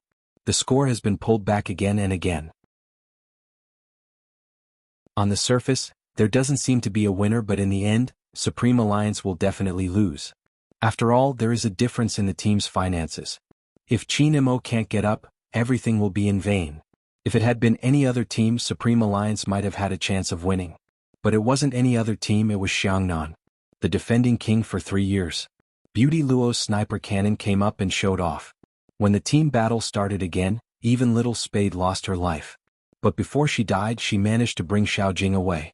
But no one could guarantee that she wouldn't be so lucky the next time. Supreme Alliance wasn't the only one who had grown in this match. Xiangnan was also strengthening. But everyone knew that Spade Z was the first person to be able to bring Xiaojing away in a team battle. After the two of them revived, they dashed out. During the middle lane battle, Spade Z showed off her 3 skills. She used her second move to attack the sorcerer. When she was at half HP, she turned back and the others chased after her. But at this moment, the youngster moved her mouse and changed her direction. She jumped back and used her big move on Xiangnan's sorcerer. KO. Beautiful. Even the players from the other teams couldn't help but give a thumbs up for this wave of maneuvering. Especially when the 2 Xiangnan players tried to stop Spade Z, she leaped to the side and leaped over the wall, returning to her own jungle. The tank player from Xiangnan sped over. Since Spade Z only had 1 HP left, he could kill her with a big move. But where was she? The player frowned. Usually, when players were low on HP, they would want to run to safety. The faster they ran, the better. It was a human instinct. But it was obvious that the youngster wasn't running. Everyone watched as the figure hid in the bushes. She didn't return to the city and seemed to be waiting for something. Spade Z is waiting for his big move. That can't be. Big Spade is trying to counterattack. He's a tank with thick skin. Let's watch. Everyone was nervous, especially when the tank player from Xiangnan was about to reach Spade Z. Everyone held their breaths. The tank seemed to have realized something. He was about to attack the bushes when a silvery white figure jumped out. A silver-white silhouette jumped out just like that. First, the second skill sent him flying, followed by a critical attack. Right at this moment, everyone saw the long spear in the youngster's hands. The silver gleam flickered, and every time she attacked, it was obvious that the spear wasn't an ordinary weapon. No one had expected Spade Z to have such an equipment at the later stages of the game. The moment the armor was activated, the white dragon was in her hands. Even the footprints on the ground looked like the shadow of a dragon. It was extremely cool. But everyone felt that Spade Z wouldn't be able to kill the tank with just that. The difference in HP was too huge. Even if Spade Z used her lifesteal, it would still take a lot of effort. But right at this moment, the youngster moved her mouse and retreated. Another figure suddenly appeared behind her, using a sword as a formation, trapping the Xiangnan player in the middle. She wasn't just waiting for the big move, she was also waiting for Chinemo. When the time was right, the youngster would go up and use her second move to attack. The earth-shattering music started playing again. Double kill. Double kill with half HP. It seemed like a long time, but in the game, it only took a short 10 seconds. Spade Z's maneuvers were really amazing for Xiangnan. The number of kills caused an uproar in the crowd. But before the youngster could return to the city, a silver light shone from the jungle on the upper side of the middle lane. KO. Double kill. 3 kill. Sound effects came one after another, like ice water falling from the sky, extinguishing Supreme Alliance's newfound enthusiasm. 3 kill. It didn't just mean that Coco, Uncle Qin and Yao Yao had died twice, it also meant that Xiaojing was starting to become unstoppable. This is Xiangnan's true lineup. The next 5 minutes will be crucial. Rao Rong's voice was calm. If Supreme Alliance can't hold on for the next 5 minutes and Chinemo hasn't recovered by then, even if Spade Z can balance the tempo, she won't be able to stop Xiaojing. He is already at his peak. Rao Rong wasn't the only one who noticed it. The other teams that had crossed hands with Xiangnan could all see it. This time, Supreme Alliance probably wouldn't have a chance to turn the tables. After all, Chinemo wouldn't be able to. However, just as this thought surfaced, someone stood up, his eyes filled with disbelief. Someone stood up, his eyes filled with disbelief. Look at Almighty Qin.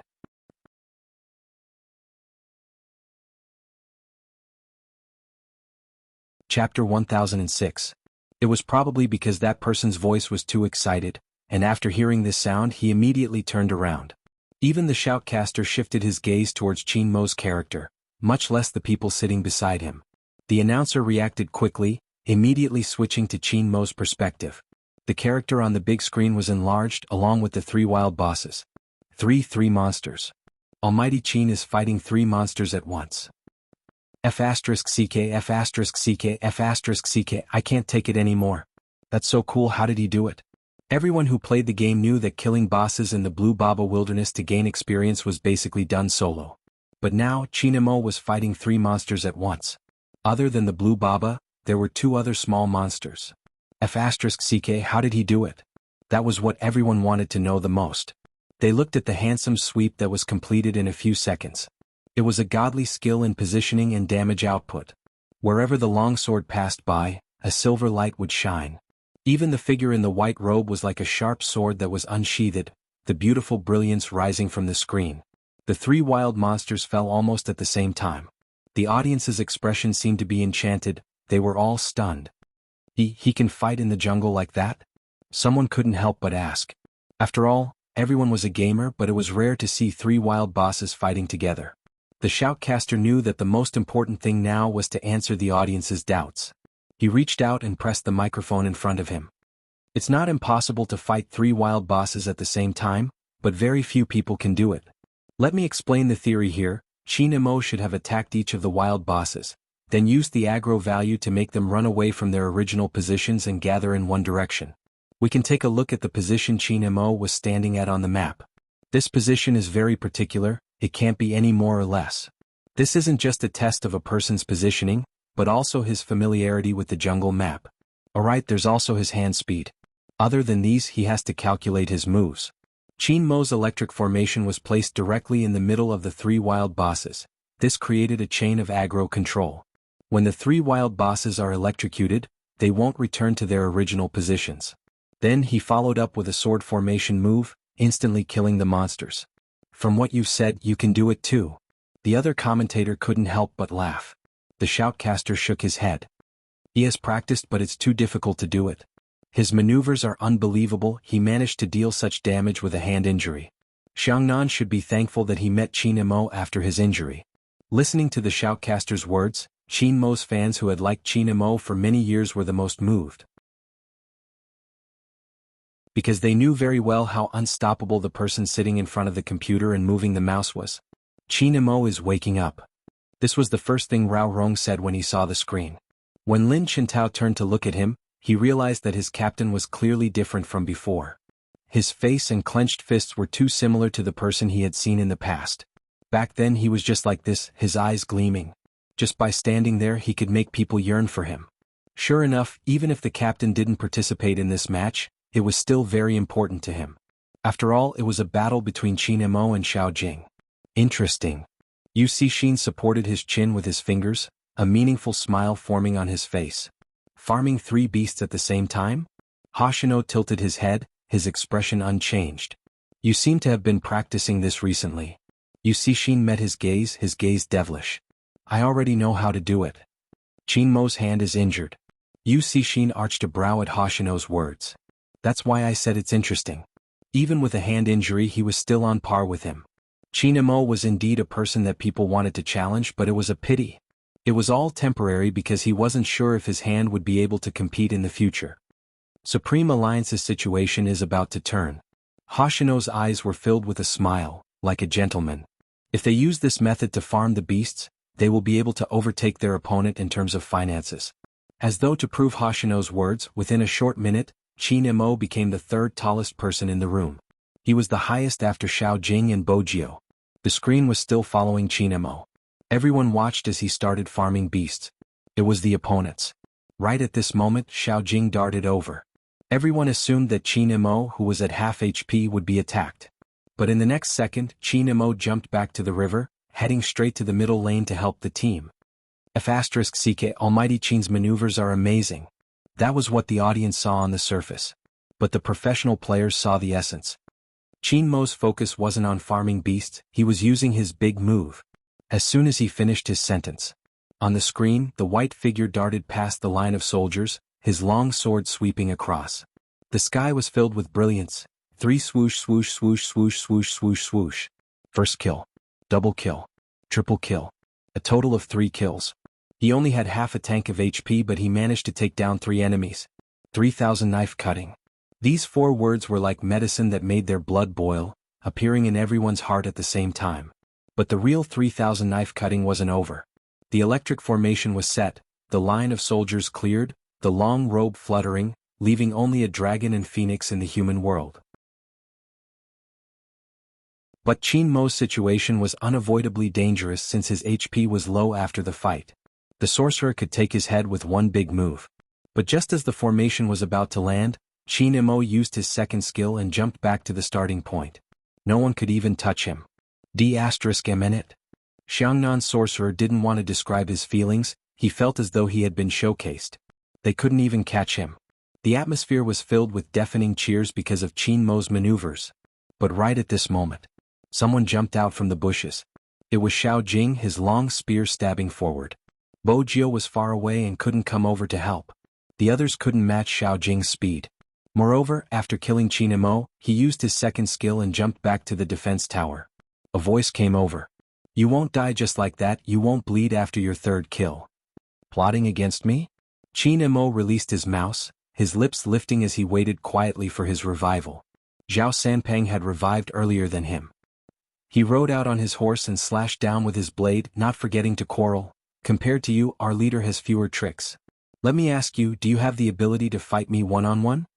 Qin Mo gripped the mouse once more, his expression calm.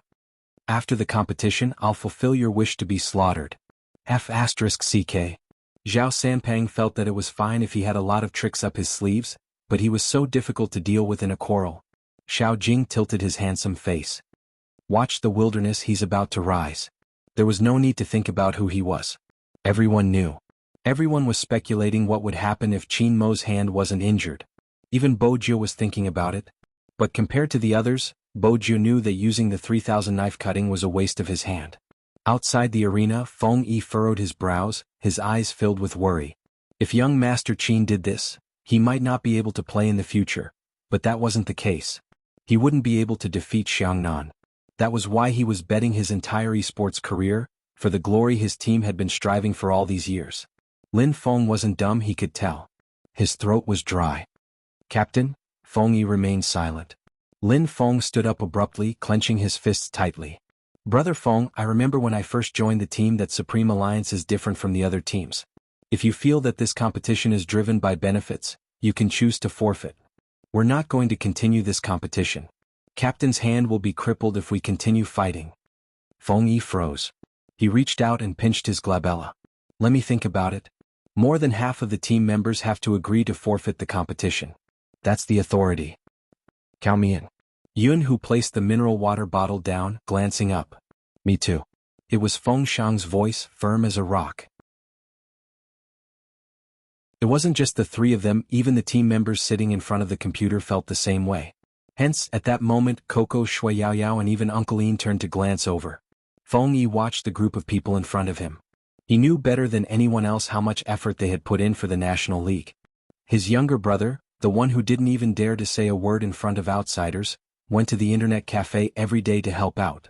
He wanted to familiarize himself with the playing style of more people in the game, and thus improve himself. Yunhu and Lin Feng had waited for 3 whole years.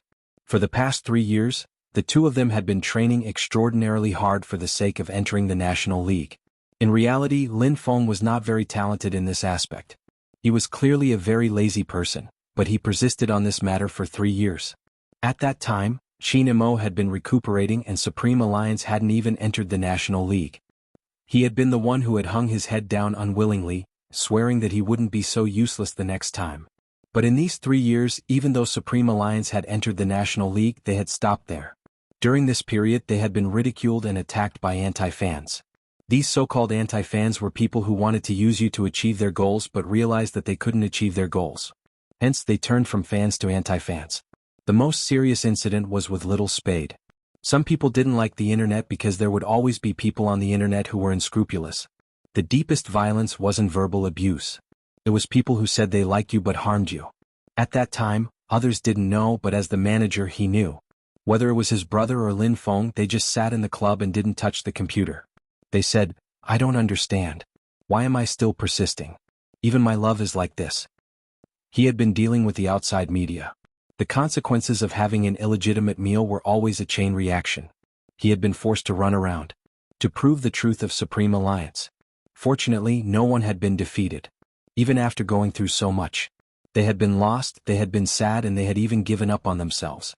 But in the end, they still stood in front of the public in their best state. Because their goal was to be the first in the National League. After losing so many times, they would work harder than others. They wanted to win.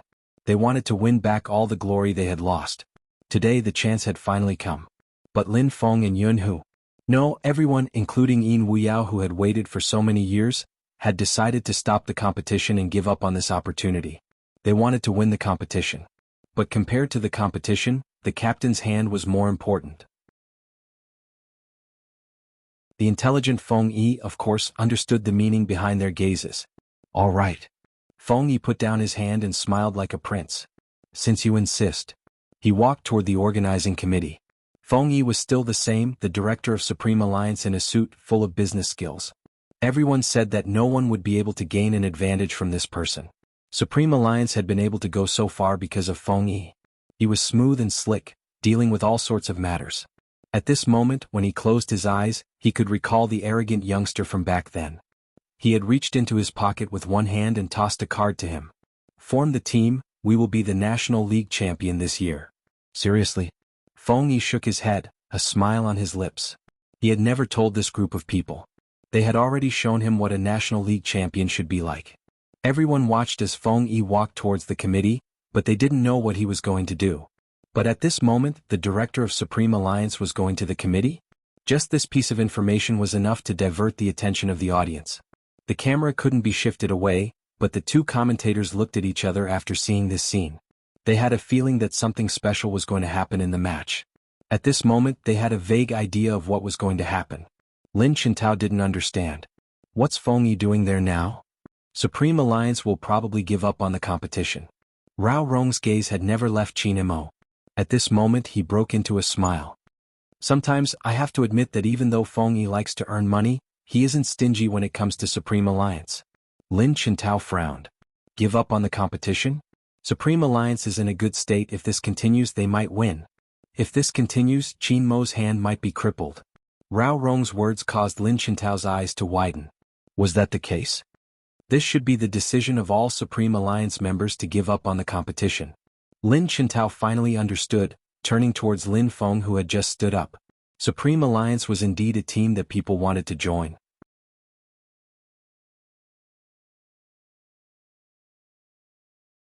Chapter 1007. It was just a way to end it. Wasn't it a pity? Lin Chintao's eyes followed Feng Yi's figure to the committee. He saw that Feng Yi was about to speak to the person in charge. There was a loud click. The youngster in front of the computer pressed down on his wrist for the second time. But this time, Bo Jiao didn't use one hand to relieve his stress because it wasn't allowed by the competition rules. "Brother Mo, do you trust me?" This was the young man's voice. It was light and deep, and it was transmitted to everyone's ears through the earphones. "I do." Two words were Qin Mo's answer. His deep gaze landed on the youngster before returning to his wrist. Bo Jiao pressed down on his hand, her gaze focused. "Just as you said, I will control Supreme Alliance's tempo. I will beat Zhao Sanpeng until he calls me daddy. Don't worry." Qin Mo watched as the youngster spoke seriously. Her silver hair was messy and she was wearing the earpiece. Qin Mo suddenly relaxed his grip. "All right. What was he talking about?" Zhao Sanpeng raged. Who was going to call him daddy? He realized that little Spade wasn't going to let him off easily. Let's see if he doesn't chop him up. With that thought in mind, the Xiangnan team rushed out. Bo Jiao tilted her head, her silver hair covering her face. She was looking in Feng Yi's direction. Feng Yi paused. When he met her gaze, he broke into a smile. Was she telling him not to move? The person in charge glanced at Feng Yi, arching a brow. Is there anything on Supreme Alliance's side? No. Feng Yi's smile was appropriate. Even though the committee members were confused, He just stood there and didn't say anything about forfeiting the competition. Everyone knew Supreme Alliance was in a disadvantageous position. Their finances couldn't keep up. Moreover, there was only one defense tower left in the middle lane. It wasn't easy to control the tempo of the match. Besides, they had Xiaojing, the man who never heaved a sigh of relief. In Hero there was an indisputable rule. The person in control of the wilderness was the person in control of the entire game. Hence, Xiaojing had never given up on farming. He didn't give Supreme Alliance a chance, suppressing them under the tower and preventing them from coming out. This was already an advantage. A new wave of team battles gathered in the middle lane as the match heated up. At this time, there were only a few defense towers left on both sides. Other than Xiaojing, Luoluo, Bojiao and Qinemo, everyone had already died twice. If he died again he would be disqualified. Hence, this three-man team battle was bound to begin. Everyone's skills were excellent. But it was obvious that Xiangnan's attack speed was too fast. They were so fierce that even though they were standing under the defense tower, Supreme Alliance didn't dare to let their guard down. Moreover, they still had troops. The audience clenched their fists nervously, feeling that Supreme Alliance was going to collapse in this round. Sometimes one's intuition was just that accurate. Zhao Sanpeng's ultimate skill interrupted Yao Yao's rain spell and took away half of her HP. With Zhao Sanpeng's attack, the tank leaped forward and squatted on Shui Yao Yao's body. Goddess Luo moved, lifting the sniper rifle and firing at Shui Yao Yao. Blood filled the air, the screen in front of Shui Yao Yao turned gray. Supreme Alliance was really going to lose.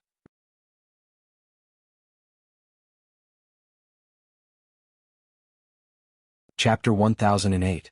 Shui Yao Yao's death caused some of the fans to feel conflicted since she was the one dragging the team down. Someone patted their shoulders, allowing them to take a closer look. Some of the fans then realized that Shui Yao Yao had died because she had blocked a big move for Yin Wuyao. Otherwise, Yin Wuyao would have been the one to be eliminated. In that instant, the crowd couldn't describe their feelings. On the screen, Supreme Alliance's 5 members had been reduced to 4. This meant that from now on it was no longer a 50-50 but a 40-50. At this point, everyone realized that there was indeed a problem with Qin Mo's hand. If not, his wrist wouldn't have been so swollen. Even so, he didn't let go of the mouse. He coordinated with Yin Wuyao's operation, setting up an electric formation to fend off Zhao Sanpeng, who was about to rush in again. When an ordinary person's wrist was injured, even typing would hurt, let alone playing games. But Qin Mo's maneuvering and positioning were so precise that it was admirable. Everyone's gaze shifted to his face. That handsome face was now drained of all color, and even his lips were pale. But even at this moment his voice was still calm. "Coco, return to the city to replenish your HP," he replied and retreated. Qin Mo turned, taking over his position. Someone frowned. "Doesn't his hand hurt?" "It can't be, you can tell from his expression. But Supreme Alliance can't hold on much longer, the middle lane is about to collapse." Indeed, with one less member, how could they withstand the concentrated firepower of 4 opponents? For people? What about Xiaojing? Just as the director realized the problem, he switched the camera angle.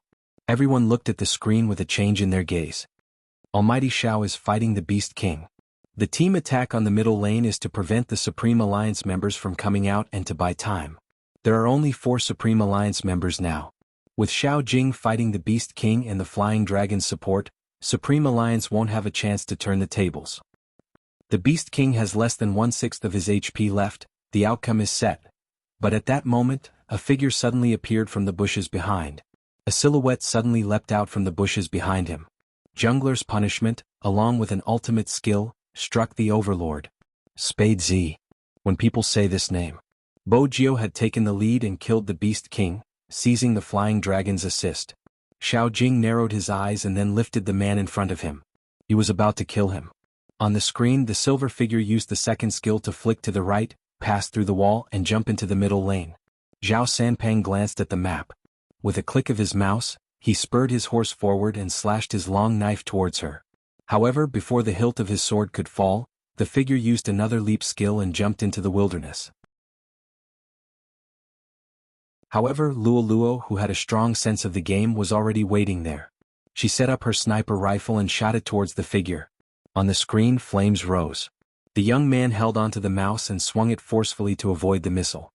His fingers tapped on the keyboard rapidly and his body moved like the wind, allowing the flames to spread around him. He extended his long spear forward and the traces of the spear fell to the ground like a dragon's roar. Everyone in Xiangnan, including Xiao Jing, could only watch as the figure snatched their beast king and successfully leaped back into the city. There was nothing they could do. In other words, even if the three almighties of Xiangnan worked together, they wouldn't be able to stop the youngster in the wilderness. All the Supreme Alliance fans were in a frenzy. After all, Qin Mo was the only one who could do this. But now they saw the second one, Spade Z. Zhao Sanpeng watched as the flying dragon soared into the sky, cursing at the back of his throat. Little Spade really treated the wilderness as his own home, didn't she? The match that seemed to be ending started to take a turn after Spade Z snatched the flying dragon. But it was only for an instant. Since he didn't need to fight the dragon, Xiao Jing went to the middle lane to help the team. With a second skill he sent Coco flying. Zhao Sanpeng turned back and slashed. In that instant the Supreme Alliance's screen went dark. 3 vs 5. Without the sorcerer team control and long-range attackers. Even with the help of the flying dragon, Supreme Alliance couldn't continue fighting. The last defense tower in Supreme Alliance's middle lane was about to be destroyed. Everyone stood up involuntarily. There was another K.O. sound. Wuxia was trapped in the defense tower. Luo rolled to the side and set up her cannon to attack. This caused the situation to sink further into the abyss. 2 vs 5. This meant that Supreme Alliance was only left with Qin Mo and Bojio. The entire Xiangnan team was there. The flying dragon could hold on for a few seconds, but without the flying dragon what would happen? How could the two of them fight against the 5 of them?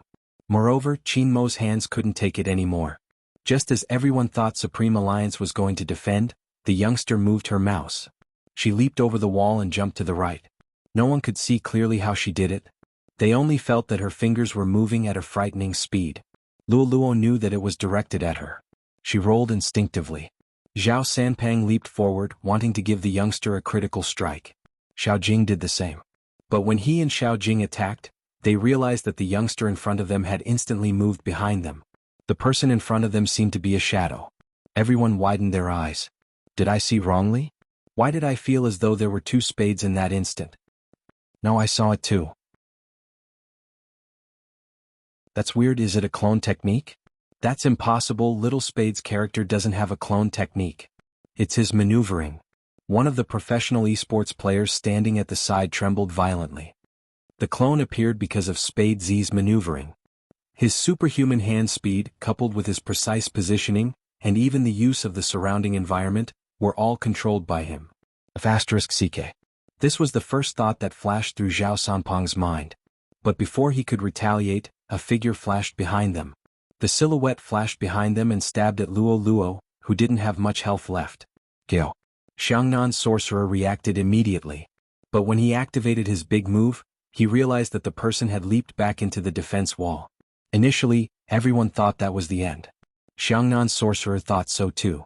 But unexpectedly, in the next second, the figure leaped back, the long spear piercing the sorcerer's body. Without his big move, the sorcerer was vulnerable. In addition, Spade Z held a silver-white long spear in her hand. When the white dragon landed, the screen was filled with splendor. Very quickly, the special effects of the game started playing again. Double kill. But this time, Spade Z didn't manage to leap back. Because Xiao Jing had sent her flying into the air. At this moment, Zhao Sanpeng reacted. He raised his sword, about to land on Spade Z, who didn't have much HP left. The audience couldn't bear to watch this scene. But at this moment, the white robe fluttered and the sword formation was activated again. Everyone from Xiangnan was slowed down by the electricity, including Zhao Sanpeng. In front of the computer, the youngster moved the mouse. This time Bojio didn't jump back. Instead, she jumped behind Zhao Sanpeng to the right. What is he trying to do? Very quickly the audience had their answer. He was at the edge of the electric formation. The youngster's fingers were tapping on the keyboard. Her speed was so fast that one could see the afterimage of her movements.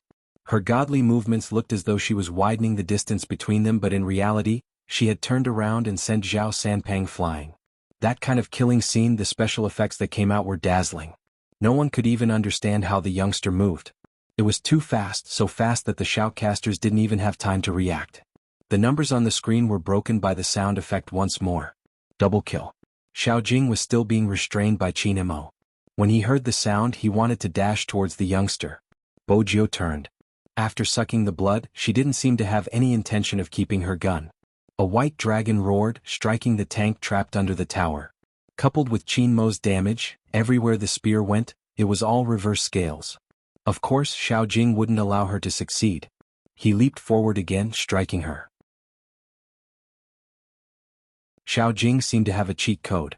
He seemed to know which direction Bo Jiu would jump in. He reached out with his long gun, sending her flying, cutting off her path back to the city. This time, Bo Jiu was left with 1/6 of her HP. On the screen, silver strands of hair fell, covering the youngster's eyes. Just as everyone thought it was over, Bo Jiu moved her fingers. Bo Jiu moved her fingers and dashed into the bushes in the wilderness like the wind. He can't hide like that, right? No, he isn't hiding. If he isn't hiding, then what is he doing? Waiting for his big move. The speed of the conversation couldn't keep up with the pace of the game. In that instant, everyone saw the screen in front of the youngster flash. The next moment, a critical attack was launched, hitting the tank who was left with 1 drop of HP. Then she retreated. The white dragon landed on the ground, the sound effect playing again. Instantly, everyone stood up, including Hoshino, who was originally sitting in the VIP seat. In that moment his gaze was darker than anyone else's. He looked at the youngster on the field, a rare ripple in his eyes. Double kill. The tank wanted to squash Spade Z. But when he saw Spade Z's face, Spade Z. But he didn't expect the youngster to be real. She moved like a shadow, and when he got close, the youngster had already dodged his attack, closing in on him. In that moment his hands seemed to have been shaken. He forgot how to dodge. When he regained his senses, he realized that it wasn't that he forgot to dodge but that he couldn't. That person's maneuvering wasn't something he could dodge at all. He could feel it but his hands couldn't keep up. Be it the explosive force or the person's speed, it gave him unprecedented pressure. It was as though the person standing in front of him wasn't the new player king.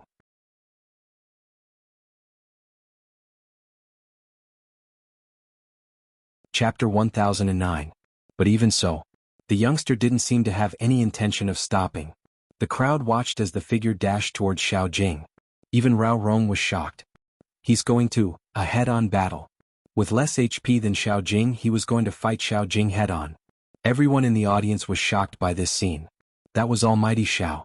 Even though Spade Z was indeed powerful, could he really defeat Almighty Xiao? That's it, little Spade, that's it. Lin Feng's voice rang out. Everyone's gaze landed on the youngster. He had so little HP. But regardless of whether it was Shui Yaoyao, Feng Shang or Yin Wuyao, the trust in their eyes. It made everyone's blood boil. But Xiao Jing was Xiao Jing after all. He retracted his fingers and followed up with a critical strike, breaking the youngster's rhythm completely. Then he raised his spear like a sharp blade, causing damage wherever he went. The youngster's HP dropped, and he started dashing towards the wilderness, looking like he was escaping in a panic. Everyone's hearts were in their throats, hoping that Big Spade would survive. But everyone knew that he was Xiao Jing, and he wasn't someone that anyone could get rid of just because they wanted to. The youngster seemed to be aware of this. With a move of his fingers, he jumped towards the wild tyrant boss. Xiao Jing followed closely behind. But the next moment something unexpected happened. The Tyrant of Darkness was triggered, and in that instant the damage landed on Xiao Jing, who was following closely behind. The tyrant boss, whose aggro had been pulled, stretched out its claws and the damage was unimaginable. At this moment the youngster had already jumped into the safe zone. Xiao Jing, on the other hand, was caught by the claw. He was knocked out and his HP dropped by half. On the screen the youngster's figure froze. Then he jumped back and bit the claw. While Xiao Jing was knocked out, he raised his spear and summoned a white dragon. 3,000 rays of silver light fell. In that instant Xiao Jing dealt his own huge damage. There was a loud crash. The youngster collapsed in the sky full of silver light. The fearless figure in the wilderness couldn't get up anymore. The young man let go of the mouse in his hand, and his silver hair fell down. No one could see the expression on his handsome face. Just as some of the fans lowered their hands in regret. Another deafening sound effect appeared in his ears. 5 kill. That's right, a pentakill. Other than the youngster, Xiao Jing was also lying beside the tyrant boss. In that instant, the cheers almost overturned the roof. Some people couldn't believe it and covered their mouths with their hands. That move just now, that was 3,000 knife cuts. Almighty Qin's 3,000 knife cutting. There were still traces of the white dragon's shadow on the screen, which were left behind by the spear. No one dared to believe it. To think that one day someone could use Almighty Qin's electric array to execute the 3,000 knife slashes. All of the pro players knew that it was impossible. Unless this person could not only keep up with Qin Mo in terms of speed, but also accurate positioning and chemistry. It was said to be impossible because no one would be able to figure out his thoughts. But the youth did it. Snatching away the ruler, sending the DPS flying, counterattacking with low HP, 5 consecutive victories. This series of flips and miraculous maneuvers caused everyone's eyes to waver.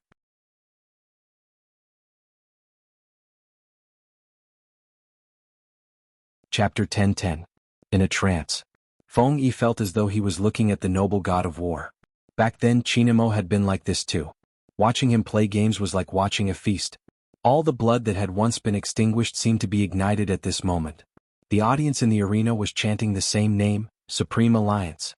No one dared to say that Supreme Alliance would definitely lose this match. The reversal was like a miracle. And this miracle was brought about by the youngster. Xiao Jing's right hand didn't move away from the mouse. He looked at the countdown timer and said 2 words to Luoluo, defend. Everyone knew that this was the key for Supreme Alliance and also the key for Xiangnan. Luoluo had just revived and the rest had died 3 times. They didn't have the right to compete anymore. But it wasn't too late. After Luoluo revived they still had a chance. This was the wish of every Xiangnan member. However, in the next second, a white figure broke their expectations. It was Qin Mo. Almighty Qin's hand is injured. Is he going to fight? The white figure with the dragon on the screen answered the question in everyone's mind. Luoluo waved the mouse. When she rolled out, the last defense tower of Xiangnan was gone. Qin Mo leaped over with the flying dragon and rushed towards the high ground. Luoluo narrowed her eyes. She lifted the sniper cannon and shot towards Qin Mo. As the sparks scattered, Qin Mo moved his right hand and raised his left hand. He tilted his body and dodged the cannon. He cut from the left, his long sword slashing across and setting up an electric formation. Luoluo's speed was reduced but she relied on her agility to roll to the right. She raised the sniper cannon again and with a loud bang, it hit Qin Mo's body heavily. It seems like Qin Mo's hand injury has affected his operation. There are 15 seconds left before Xiao Jing revives. Qin Mo's strong attack shouldn't be able to take him down. Even with the help of the flying dragon, it won't be easy to break through the defense of the high ground. Looking at Qin Mo's operation, he might be killed by Goddess Luo. The shoutcaster's words seemed to be coming true. In the next second, Qin Mo was left with less than half of his HP. Even if the wyvern was still there, it couldn't hide the fact that his control had deteriorated. The youngster, who was still waiting to be revived, suddenly turned towards Qin Mo's direction. Only then did he realize that the wrist that was holding the mouse was obviously swollen. In that instant, Bojiu tightened her grip on the mouse. She couldn't wait to revive and rush out. All the audience felt that it was a pity. This included the oldest group of people sitting in front of the internet cafe who liked to play online games. Everyone felt a wave of disgust in their hearts at the sight of such a lousy operation and his ID. After all, Qin Mo was different from others. It was the same for the fans of other teams. Almighty Qin won't be killed, will he?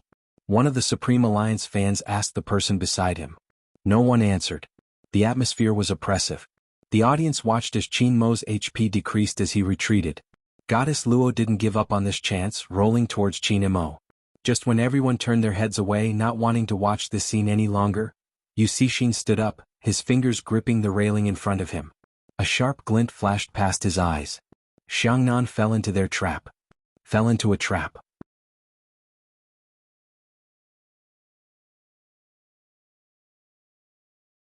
Chapter 10:11. The audience wasn't the only one who didn't understand Yu Cixin's words. Even the shoutcaster couldn't understand it. On the big screen, when Luoluo set up her sniper cannon, the figure in front of them suddenly disappeared. Everyone widened their eyes in disbelief. When they turned back to look at Qin Mo, he had actually reappeared at the edge of Xiangnan City. This is his first skill rebounding. Lin Chintao's eyes wavered. Qin Mo did it on purpose. Even his movement just now was to lure Goddess Luo out. Time is of the essence. The flying dragon alone wouldn't be able to push down the city.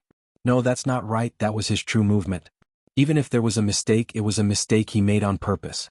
The audience was at a loss for words. Could they imagine? The person who had been running at the front had suddenly returned to his original position, behind you, allowing you to chase him all the way, only to realize it was all part of his plan. Luoluo couldn't defend in time, There were only 5 seconds left before Xiao Jing's revival. Qin Imo seemed to have noticed it too. Without hesitation he moved his long sword, the 3,000 knife cutting appearing once more, along with the flying dragon's assistance. He destroyed the crystal in the center of Xiangnan City. The glittering shards fell. Amidst the splendor, a man with a long sword in his hand appeared. His face was handsome and his clothes fluttered in the wind.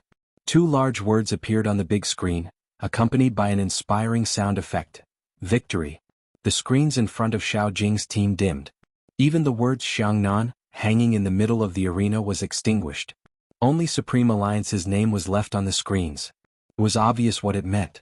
Feng Shang rushed out to hug Lin Feng. "Brother Feng, we won, we won."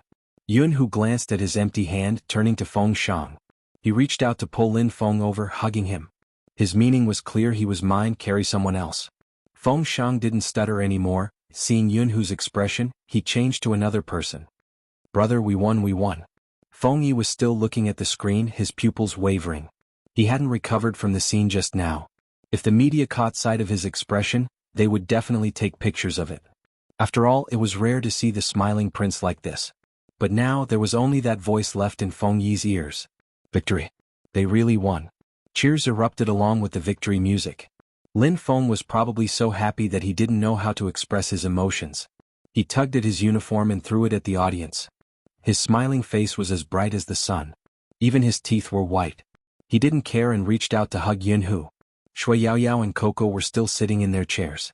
Yin Weiyao seemed to be stunned for a moment, then he lowered his head and smiled, full of the charisma of an uncle. Lin Feng and the others had already rushed over. All the Supreme Alliance members stood in the same position, forming a beautiful scene. When the spotlight shone on them, they could even see the light dancing in their eyes. Over the years, from glory to defeat, this group of people had been ridiculed, looked down upon, slandered by anti-fans and forgotten by people.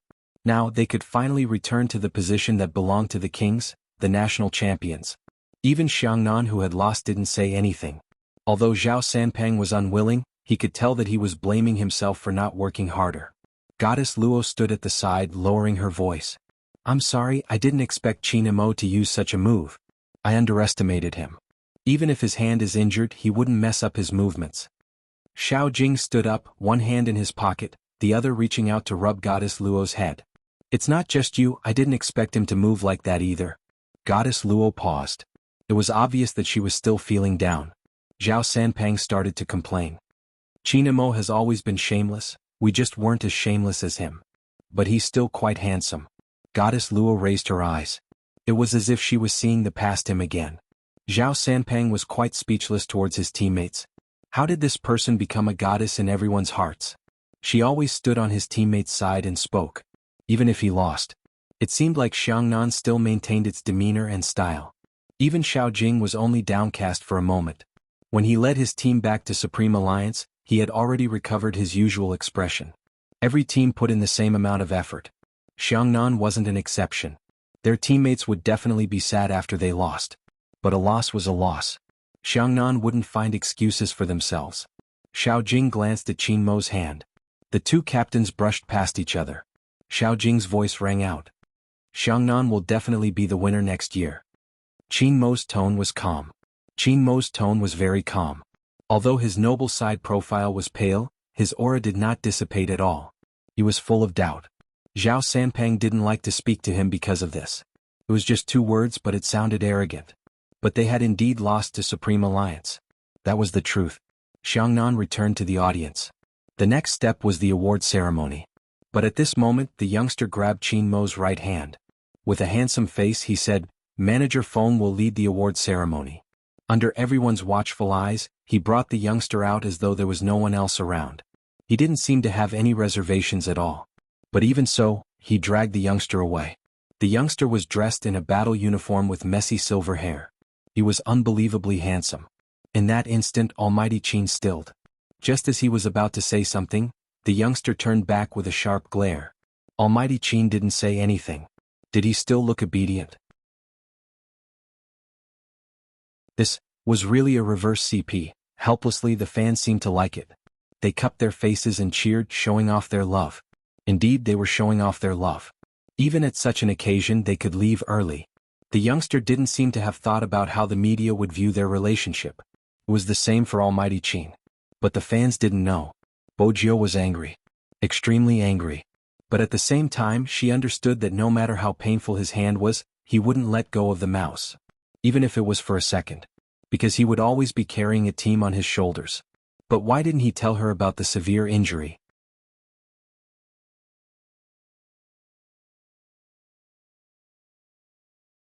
Chapter 10-12. Bojio was still looking at Qin Mo's hand when she pushed him into the taxi. Right hand. It wasn't just the hand that held the mouse, it was also the hand that held the gun. Bojio couldn't say her thoughts out loud. She tilted her head and asked, "What's Dr. Qin's number?" Qin Mo sat at the back of the car, glancing at the youngster who was still holding his hand. He recited a string of numbers. The fans were right. The Almighty was exceptionally obedient today. The Qin family's family doctor was also an authoritative figure in the country. When she saw her private phone number ringing, she frowned. Unexpectedly, it was young Master Fu who called her after she picked up the call. Young Master Qin seemed to be sitting beside him. This was the first time Dr. Qin had encountered such a situation. Even if his young master was injured, he wouldn't give his private number to anyone. It was even more impossible for him to let someone else talk about his condition. It seemed like young Master Fu was indeed special to his young master. But when he heard the word hand injury, Dr. Qin placed the medical record down. "I'll be right there." Bojio had brought Qin Mo away in front of everyone. The one she should be worried about wasn't the reporters. It was He Honghua and Movie Queen and who had disguised themselves to watch the National League. He Honghua had wanted to give her Jio a surprise. He didn't expect to witness such a scene. Moreover, the little girls beside him were saying things like, "So sweet, so compatible. So my Almighty Qin is the one at the bottom. I really didn't expect it. Big Spade is indeed a handsome young man." What beauty. What did that mean? He Honghua was confused by the side. She turned to ask Movie Queen and heaved a sigh of relief when she saw Jio dragging her cold son away. After all, Mo was really willing to gamble both his hands for a competition. Fortunately, there was someone to take care of him when she wasn't around. Movie Queen was still thinking about how to reply to He Honghua's question without incurring He Honghua's disgust. Even when she had first discovered the relationship between the two kids, she had struggled for a long time before convincing herself to let go of some old beliefs. But she had been in the film industry for so many years and wasn't surprised by such things. But He Honghua was different. Which mother would feel good after seeing her son like this? But when he thought about it, it wasn't a good idea to keep hiding it like this. Hence, Movie Queen decided to be honest. She reached out to pat He Honghua's hand. "Sister He, this isn't a good place to talk. Let's go out first." He Honghua nodded and turned to look at the girls. She thought to herself that she really had a generation gap with these children. She couldn't understand what they were saying at all. From the looks of it, these people seemed to really like her Jio. That was enough. He Honghua almost wanted to ask someone to buy 10 boxes of ice water for these little girls. They were so excited that their throats were probably hoarse from all the shouting. But she also understood that if she did that, the media would say that her family was a nouveau riche who used money to show off. In the past, she had suffered a lot because of this, so she didn't want to cause trouble for Jio. When she saw these little girls again, she would thank them individually. The group of fangirls at the scene could never have imagined that they would miss their mother-in-law just like that. As for why it was a mother-in-law, because Big Spade was their husband. The fangirls had always thought of themselves as such. He Honghua listened along the way, widening her eyes at times. Movie Queen, who was experienced, chuckled. "It's nothing, that's how it is when you like someone. Our Cold Boys fans even said they wanted to bear his children. It's normal, it's normal." He Honghua thought, indeed it's normal, but our Jio is a girl. Being called husband, the people's sister he met just now are CP fans. When there was no one around, Movie Queen broke into a faint smile, her expression serious. "Actually, there's something I haven't told you because I was worried that you wouldn't be able to accept it. But now that the competition is over and the two kids don't seem to have any qualms, rather than hearing it from the media, I might as well tell you." With that, Movie Queen paused before continuing, "The two kids are together." He Honghua froze. She wasn't dumb and quickly understood who Movie Queen was referring to. But she had never heard her Jio's family mention it. "Sister, could it be that you're mistaken, our Jio is?" Before He Honghua could finish, Movie Queen patted her hand. "I know you want to say that Jio is a boy and so is Mo. How could they be together? But sometimes, feelings are like this. Sometimes, when you really like someone, you'll even ignore their gender. That icy son of ours will only be a little human in front of Jill. Big sister, he probably can't accept it right now. As a mother, I felt the same way before. But now, I want you to give these two kids some time. Take a good look at them and see if they can persevere on this path. If they don't separate after a long time, I think you can rest assured. I believe that they didn't do it on a whim or that they're mentally ill. It's just that the person they met just happened to be a man. He Honghwa's mind was in a mess. She didn't have any objections to Sister Anne's words, but her Jill was a girl. If they were really together, Jill would have told her. Which meant that up until now, the Qin family still thought Jill was a boy. For the first time, He Honghua felt that her method back then was a little stupid. She was so stupid that she might harm her Jill. There were some things she couldn't say.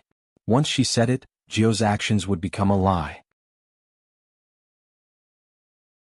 At this moment, He Honghua turned back to look at the support team that liked Spadesy.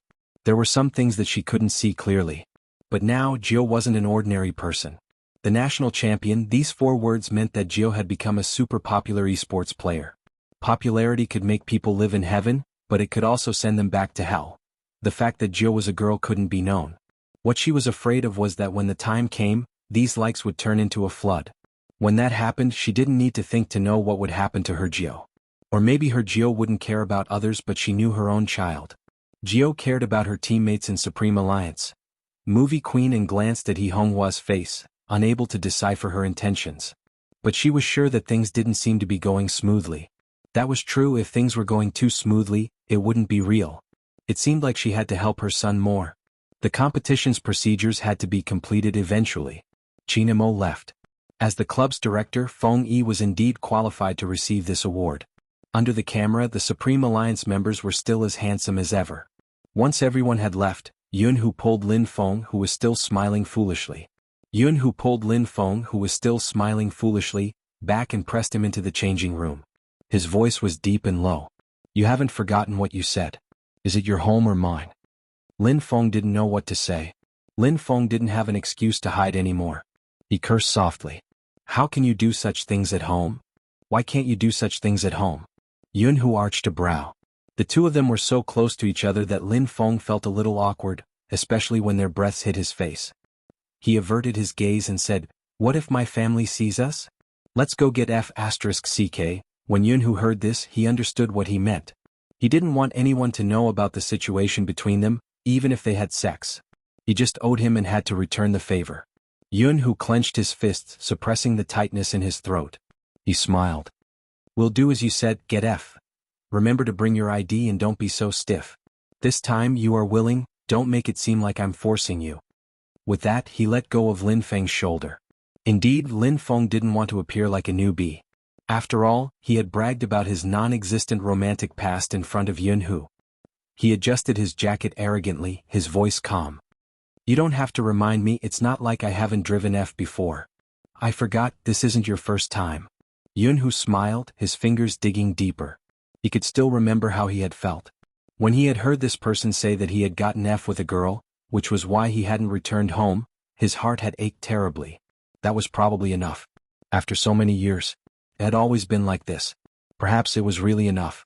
Supreme Alliance had won. He could study abroad in peace. Even the decision to study abroad was just to forget someone. After graduating from university, that guy would definitely find a girl to fall in love with. If he stayed, he would definitely think of a way to snatch her away. Lin Feng probably wouldn't forgive him. They were no longer the youngsters they used to be. After a fight, that guy would bring the game console to him at night, hugging his shoulders and saying, "You're such a person, I'm just buying food for a girl, I just think she's pretty. But if you think I'm embarrassing us guys, I won't fight anymore." He still remembered that time when he had asked that guy, "If I fall into the water with your sister, who will you save?" That guy had grinned. "I'll jump and you save me, I don't know how to swim." The same question would definitely be asked differently now. Because Yunhu knew that he had his own plans, and in his plans he wasn't included. Long ago, when he had asked that person to study abroad with him. When that person had rejected him with a faint smile, he had known. "Wuxia, you go. We want different things. I want to make money and marry a wife. Earn money and marry a wife." When Yunhu turned, he clenched his fists. When he glanced up, he was already calm. He knew what he had to do. Qin family. This was the first time Dr. Qin felt so pressured as a doctor. It was mainly because of the silver-haired youngster who was watching him. Young master really treated him like a porcelain doll. Even though his young master's hand was badly injured, it wasn't to the extent where he couldn't even hold a glass of water. The youngster's long legs were bent on the bed, one hand holding the glass of water. The way she fed his young master was extremely gentle and domineering. What was going on? Dr. Qin was a bright person. He knew that his young master enjoyed such treatment the most. Hence, he didn't say anything, treating himself as though he was air. Is it hot? Bojio asked Qin Mo with her bright eyes. She didn't seem to realize that she was behaving like a fox lying in front of her master. She was extremely obedient, making him want to caress her messy, fluffy silver hair. Qin Mo's lips curved. It's all right. Then drink the medicine. Bojio clipped the pill that Dr. Qin had prescribed and sent it towards Qin Mo's lips. Qin Mo frowned, turning towards Dr. Qin as though asking him if he didn't know that he hated taking such meaningless medicine. Dr. Qin shrugged, indicating that he couldn't do anything. If he didn't prescribe some medicine, that young Master Fu who was serving him would probably doubt his medical skills. Qin Mo looked at the pill that was inches away from him, not moving. Bojio seemed to have thought of something and said, I understand. She stuffed the pill into her mouth, biting it with her teeth. Then she reached out to pinch Qin Mo's chin and kissed him. Dr. Qin was stunned by the scene. He had always thought that his young master was the one on top, but now it seemed like it wasn't the case. Qin Mo, who was kissed, paused for a moment. Then he naturally accepted the pill. This was the first time he felt that eating such a disgusting thing didn't make him irritated. Instead, it was a little sweet. His lips were filled with the unique scent of a youngster. Qin Mo couldn't help but smile. On the other hand, Bojio regretted the moment she fed him the medicine. After all, they weren't like when they were young anymore. Back then, her pet didn't like to take medicine. It was all because of her that he caught a cold and had a high fever. His exquisite little face was covered with a fever patch and he kept coughing. No matter what Grandpa said, he wouldn't listen. He was arrogant like a little prince, but he didn't mention anything about taking medicine. She watched anxiously, climbing over the wall. She drank a mouthful of cough syrup and kissed him on the mouth. He probably hadn't expected her to be so unruly at that time. His little face was flushed with anger. He even asked her if she was a girl and if she knew that she shouldn't be so careless. In the end, he said forget it. He couldn't do anything to her anyway, but he couldn't let her hug him if he found out that she fed medicine to her other friends. At that time, Bojio felt that this person was really. He knew that she liked to hug him to sleep, but he still used this to pressure her. However, that night he still agreed to let her sleep on his small bed. He held a book and told her a story. Unknowingly, his face turned red again. Anyway, how did the little cutie who liked to blush back then grow into such a black-bellied almighty?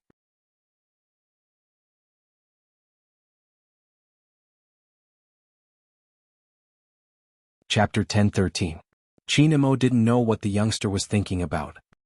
He lifted the corner of his lips and pressed down on the youngster's waist. His voice was calm and there was a hint of abstinence. Dr. Qin is still here. Even though I know you really want to push me down, you have to control yourself, understand? Bojio. She had just been feeding him medicine. Why did the Almighty's words change completely? Besides, what was wrong with the Almighty's hand? Why didn't he let her get up? As a very discerning family doctor, Dr. Qin knew that he should choose to disappear at this time. But his young master's other hand was in a serious condition. He was wondering if he should inform his boss and madam. She should also remind young Master Fu to restrain himself in some aspects. His young master's hand wasn't in a good condition. After Dr. Qin finished his diagnosis, he was about to say something when Qin Mo glanced over. Dr. Qin swallowed his words. Bojio was still asking, Dr. Qin, how's Brother Mo's hand? Dr. Qin smiled. It's not a big deal, but you have to be careful with your actions. Don't eat too much and drink more bone broth. I'll inform Madame Zhang later. Nothing serious? Bojio watched as Dr. Qin turned and smiled. As long as it's nothing serious. Dr. Qin packed his things and walked out. When he had been on the phone, he hadn't expected the youngster to find an excuse to follow behind him. The moment he hung up, he turned back to see the youngster smiling at him mischievously. As a doctor who saves lives, it isn't good to lie, right? Dr. Qin smiled faintly. As an esports almighty, it isn't good to eavesdrop on other people's conversations. What do you think, young Master Jiu? Bojio nodded. Dr. Qin is right. Dr. Qin watched as the silver-haired youngster took a step forward. He smiled wantonly. Fortunately, I'm eavesdropping openly. Dr. Qin. Where's your shame? How is Brother Mo's hand? I hope Dr. Qin can tell me the truth so I can be more prepared. Bo Jiu glanced at the person in front of her. Or perhaps, how confident are you in treating it? He was already stuck here. Moreover, he had called for the general to come back earlier. Even if he tried to play it down, the other party wouldn't believe him. In addition, in the past, young master didn't let anyone look after him.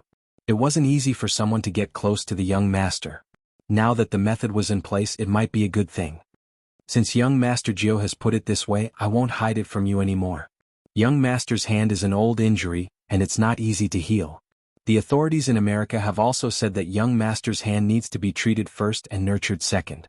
Ever since the start of the National League, the weight on his wrist has been getting worse day by day. I can only temporarily reduce the swelling on young master's hand and prevent it from worsening. If we really want to treat young master's hand, he can't touch a computer in the near future. We have to go to America to find an expert, but this expert hasn't shown up in the past few years. Some people say that he went to be a family doctor, but no one knows where he is exactly. What's the expert's name? Bojo asked. Dr. Qin said, Robert. What did you say was his name? Bojo paused when she heard the name. She couldn't help but ask again. Dr. Qin said, Robert is an old expert. You probably haven't heard of him. Bojo caressed the bridge of her nose. She didn't say a word, but her thin lips lifted slightly. Dr. Qin didn't understand why young Master Fu was smiling. However, after that, the other party didn't ask many questions and changed the topic after just a few sentences. Speaking of which, Dr. Qin, do you know what happened to Brother Mo back then? How did his wrist get injured? Dr. Qin paused, his smile still lingering. I'm only in charge of treating young master, I'm not sure about the rest.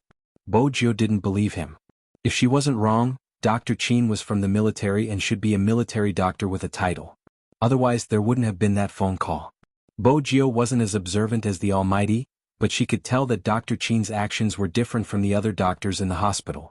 Only those who came from the military would walk with their backs straight. Even the stretch of their arms was different from others. But she couldn't force him to say it.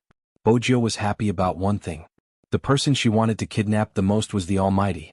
In the past she couldn't find an excuse. Now she finally had one.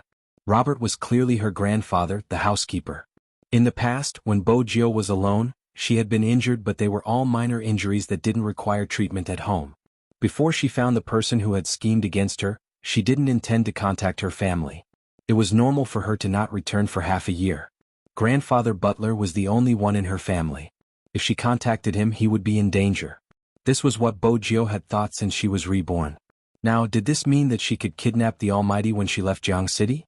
After all, the Almighty's hand needed treatment. That was the reason she convinced herself. Bojo couldn't suppress the smile on her face when she entered the room. Chinamo lay on the bed, watching the youngster who looked as though she had eaten honey. He arched a brow. What's the matter?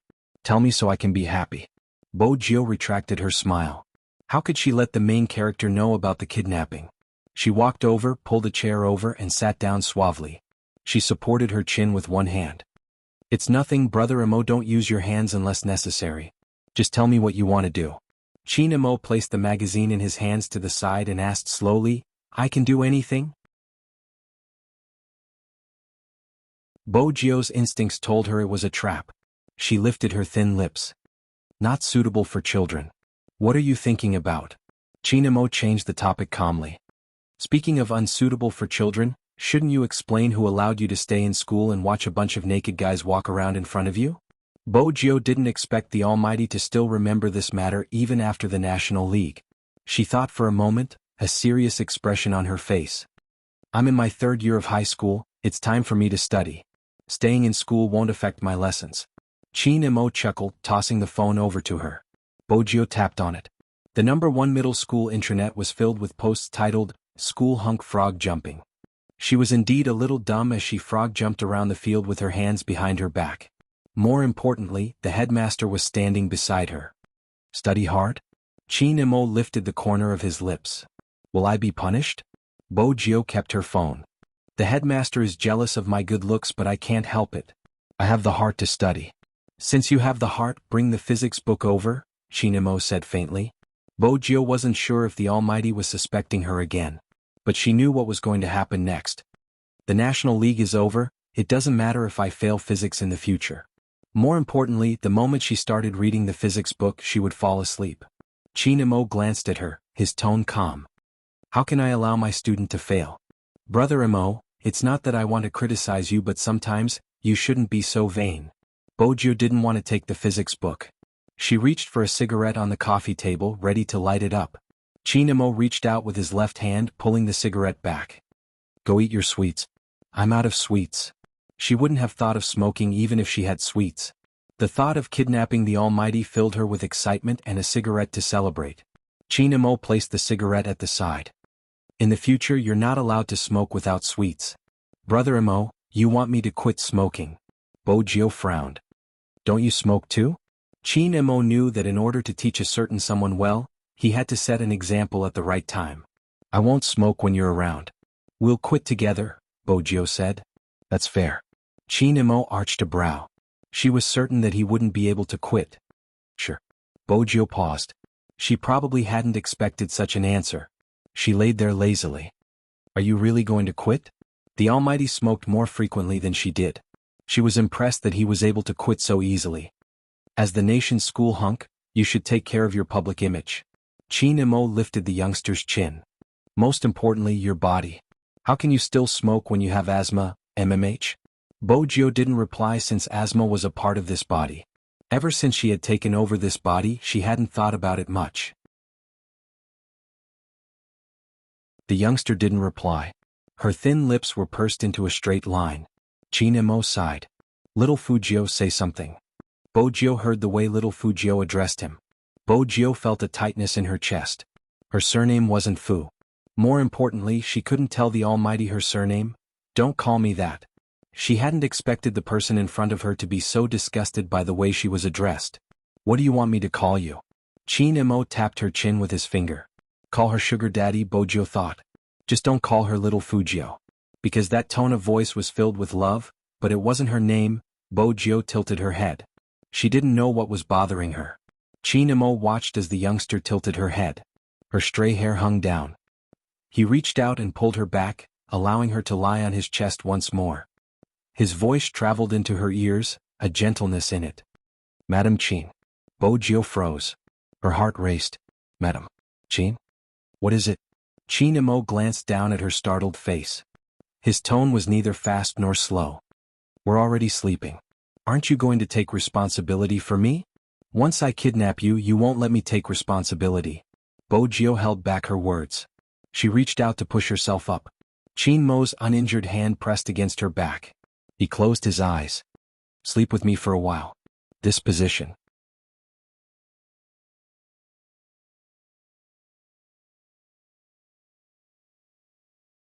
Chapter 10:14. Bojo was about to adjust herself when a voice came from above. A voice rang out from above her head. The voice was still faint but strangely hoarse.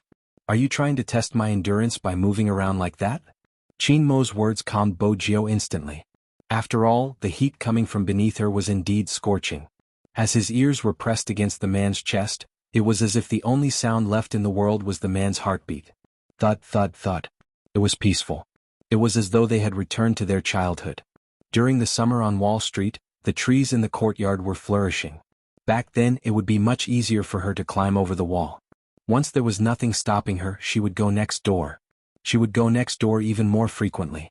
But after playing for a while, she would feel sleepy. She was still young and had to maintain a balanced biological clock. The two of them would take afternoon naps like that. But back then, she knew he liked cleanliness, but she couldn't control herself, rolling around on his bed. Only when his little face darkened and he wrapped her up with a blanket did she finally calm down. Unlike now when it was so dangerous. Bojo didn't move, but she could feel something pressing against her. Don't look around, I won't touch you. The voice came again, but this time, it was much gentler than usual. Bojo retracted her gaze, feeling sleepy. But she wasn't here to take care of a patient or to sleep. She maintained her principles, one hand hugging Qin Mo's waist, the other holding onto his injured hand, subconsciously worried that it would be touched. Dr. Qin was right when he said that Qin Imo was like a porcelain doll. In order to not fall asleep, Bojo tried to find a topic. Movie queen and said that you couldn't sleep well in the past. After finding me as a pillow, your insomnia was cured. Brother Imo, you have to be gentle with your pillow. Qin Imo glanced at the person lying on top of him. Even when she spoke, she was still in a daze. He reached out to push aside her hair, planting a kiss on it. Okay. Perhaps it was because he had received a response, or perhaps it was because the temperature and the aura of the person he was hugging were too in line with his aesthetic standards and requirements. In short, it was very comfortable, so he fell asleep unknowingly. Qin Mo's fingers caressed her face. He had never imagined that there would be a day when he would be so close to someone. She couldn't sleep well because she would have nightmares. He dreamed of water, bottomless water. Qin Mo was a criminal psychologist. He knew it was a psychological problem. However, even with the knowledge he had, he couldn't find an answer. Why was it that every time he woke up, the most uncomfortable thing wasn't the water, but when he stretched out his hand, he couldn't grasp anything? His palm was empty and so was his heart. At the very beginning, he didn't even understand why there were tears on his face. Was it because he owed her? He was indebted to the person he had wronged, but he still didn't know the person's name. Therefore he never touched any cases again. However, that feeling of emptiness did not disappear. It was as if the most important thing had been lost. Until this guy appeared. Qin Mo lowered his lids, watching the youngster who was snoring softly but didn't forget to hold onto his hand. His lips landed on the top of her head. He could vaguely hear that person saying something. When he got closer, he could only hear a name.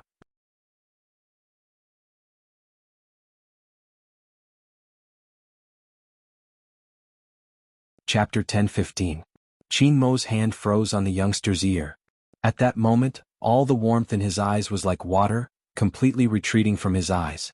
That was the scene movie queen saw when she entered. They seemed to be on good terms, but when she saw her cold son's expression, it didn't seem to be the case. She was confused. What was going on? Qin Mo tilted his body and stood up.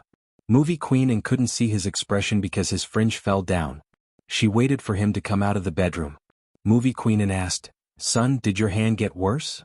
No. Qin Mo was never one to worry. His voice was calm. "It's just an old injury acting up. I need some time to recover." Movie queen understood her son's personality. He had always been like this. She knew she wouldn't be able to get anything out of him. Hence, she decided to give Deputy Qin a call. But there was one thing. Movie queen glanced towards the bedroom and lowered her voice. "Now that sister he knows about your relationship, it's hard for her to accept it. You have to follow the rules, don't always stay just because you like it. When it's time for Gio to come home, he has to come home." She thought her son would listen to her since Qin Mo had always been a well-mannered person. But Movie queen hadn't expected him to reply. "It's better for her to stay by my side." His voice was faint, probably due to the quality of his voice. There was a hint of coldness in it. He hadn't mentioned anything about Gio returning.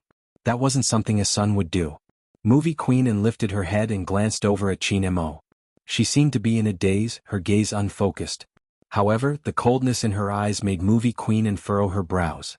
Bo Gio wasn't aware that the words she had blurted out in her sleep would cause such a misunderstanding. But for some reason she had dreamt of Hoshino and how the Almighty had detected him. It was probably because of her uneasiness.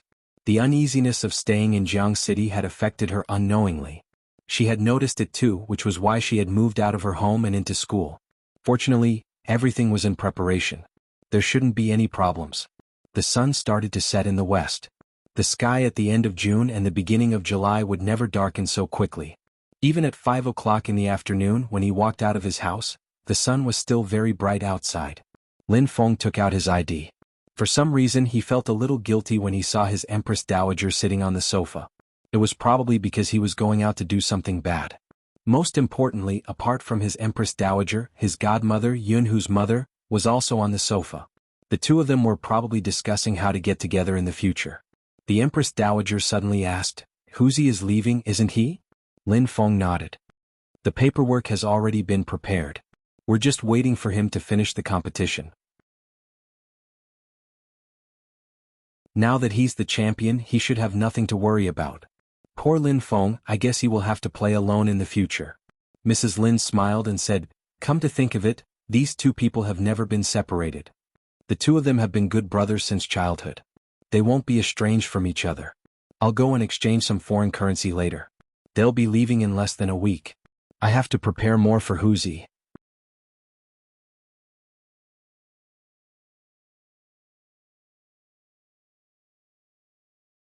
Chapter 10:16. Lin Feng was originally sneaking out like a cat, but when he heard this, his fingers paused and his face was blank for a moment. However, he quickly regained his composure. Otherwise, if the two empresses saw him, he wouldn't be able to go out today. After all, his mother could talk about the kid next door for an entire day and night. She wouldn't even repeat the adjectives. Lin Feng was still a little hesitant after coming out of his house. The thought of being pinned down made him want to resist. He lit a cigarette and leaned against the wall for a while. Then he thought of something and looked it up on the internet. He typed, "What should a man do for the first time? Damn, what's this? Why are they all selling medicine?" Lin Feng scrolled down the page and complained. Really, he was young and aggressive. Did he need medicine? Wuxia probably didn't need it either. The main thing was that if he bought medicine he would be the one suffering. It seemed like Baidu wasn't completely trustworthy.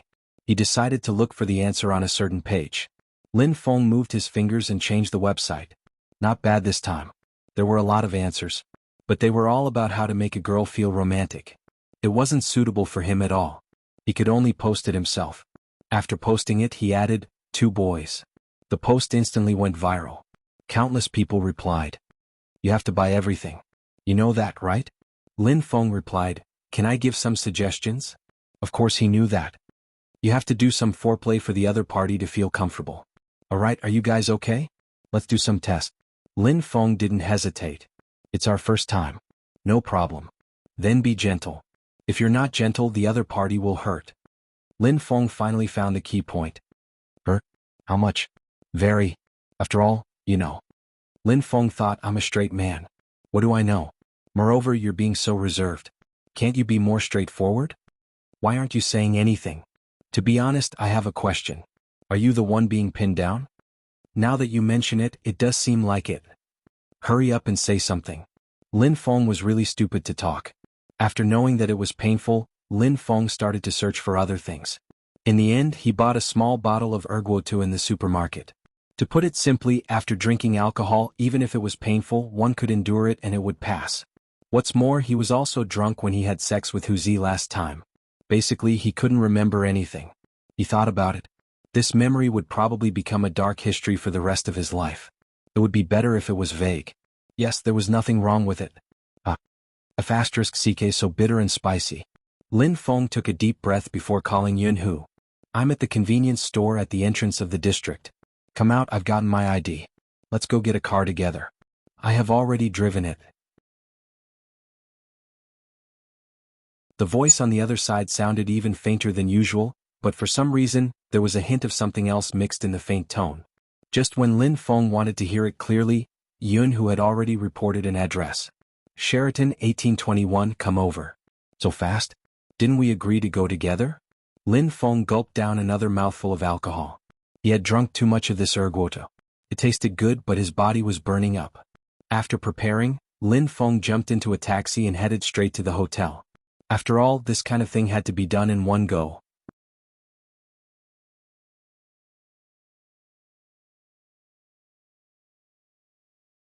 Chapter 10:17. By the time Lin Feng entered the elevator, the alcohol had already kicked in. He was Supreme Alliance's Team Beauty. Not only did he look devilish, he had relied on his snow-white skin that didn't tan no matter how much he tanned. He had dominated this title for 3 years. Now, his face was flushed from the alcohol and his eyes were watery. He didn't look like someone his age at all. But Lin Feng had always been tall. He was 1.8 meters tall, only 3 centimeters shorter than Jianghu. Under normal circumstances, even in this state, girls would find him incomparably handsome. When they brushed past each other, they wanted to ask this handsome guy with one hand in his pocket what the microsignal was. But looking at his slightly unbuttoned shirt and the intoxicating smell of alcohol, he definitely had a date. He wondered which girl was so lucky. Lin Feng's eyes were still smiling. In his heart, he chanted 100 times that he was a straight man. It was just a little pressure. What was the big deal? A man had to be flexible. After mentally preparing himself, Lin Feng knocked on the door coolly. He couldn't be weak in terms of aura. This was the dignity of a straight man. He didn't know what was going on inside. Jianghu didn't open the door immediately. He waited for about 3 seconds before the door opened. The person who opened the door had his shirt completely unbuttoned. He seemed to have just showered and was interrupted in the middle of making out. His dark hair covered his face, making him look even more handsome than usual. The next moment, an alluring youngster hugged Jianghu's waist from behind. He wasn't wearing any clothes on his upper body. His smile was flirtatious. Who is he? Is he the takeaway you ordered? Are you afraid you'll be hungry? No. There wasn't a hint of change in his voice. He's a friend. The youngster chuckled lightly. Hurry up and send him away. You can chat another day. Go in first. Jianghu reached out and pulled him away. He took a step forward, pushing Lin Feng with one hand and closing the door with the other. Lin Feng didn't know if it was because he had drunk too much, but his temples started to hurt. Everything seemed a little unreal. Who the fuck? Explain what's going on right now. Jianghu tilted his head and lit a cigarette, holding it between his fingers. His tone was calm. I've thought about it. Since you aren't willing, there's no point in forcing you. I'm gay and I can't be straight. He has liked me for a long time. Compared to liking someone else, it seems easier to be liked. In the future he will be studying abroad and can be my companion. You know, I don't like to fool around. Instead of forcing you, why don't we be brothers? Lin Feng opened his mouth and wanted to say something, but he realized that other than the smell of alcohol, he couldn't say anything. It was as if something was stuck in his throat. The ergotu that he had poured into his stomach was starting to take effect. The burning sensation in his stomach and heart made him want to bend over. However, Lin Feng knew that he couldn't make himself look too pathetic at this moment. Otherwise he, who had just checked the information, would really be a little stupid. Speaking of which, what kind of wine did he drink to make him feel so uncomfortable? That day. Before Lin Feng could finish his sentence, Jianghu flicked the cigarette ash and interrupted him. Jianghu flicked his cigarette and interrupted him. Nothing happened that day, I lied to you. You should be smarter in the future and think more, especially after I go overseas. Don't be like this all the time and don't feel guilty towards me.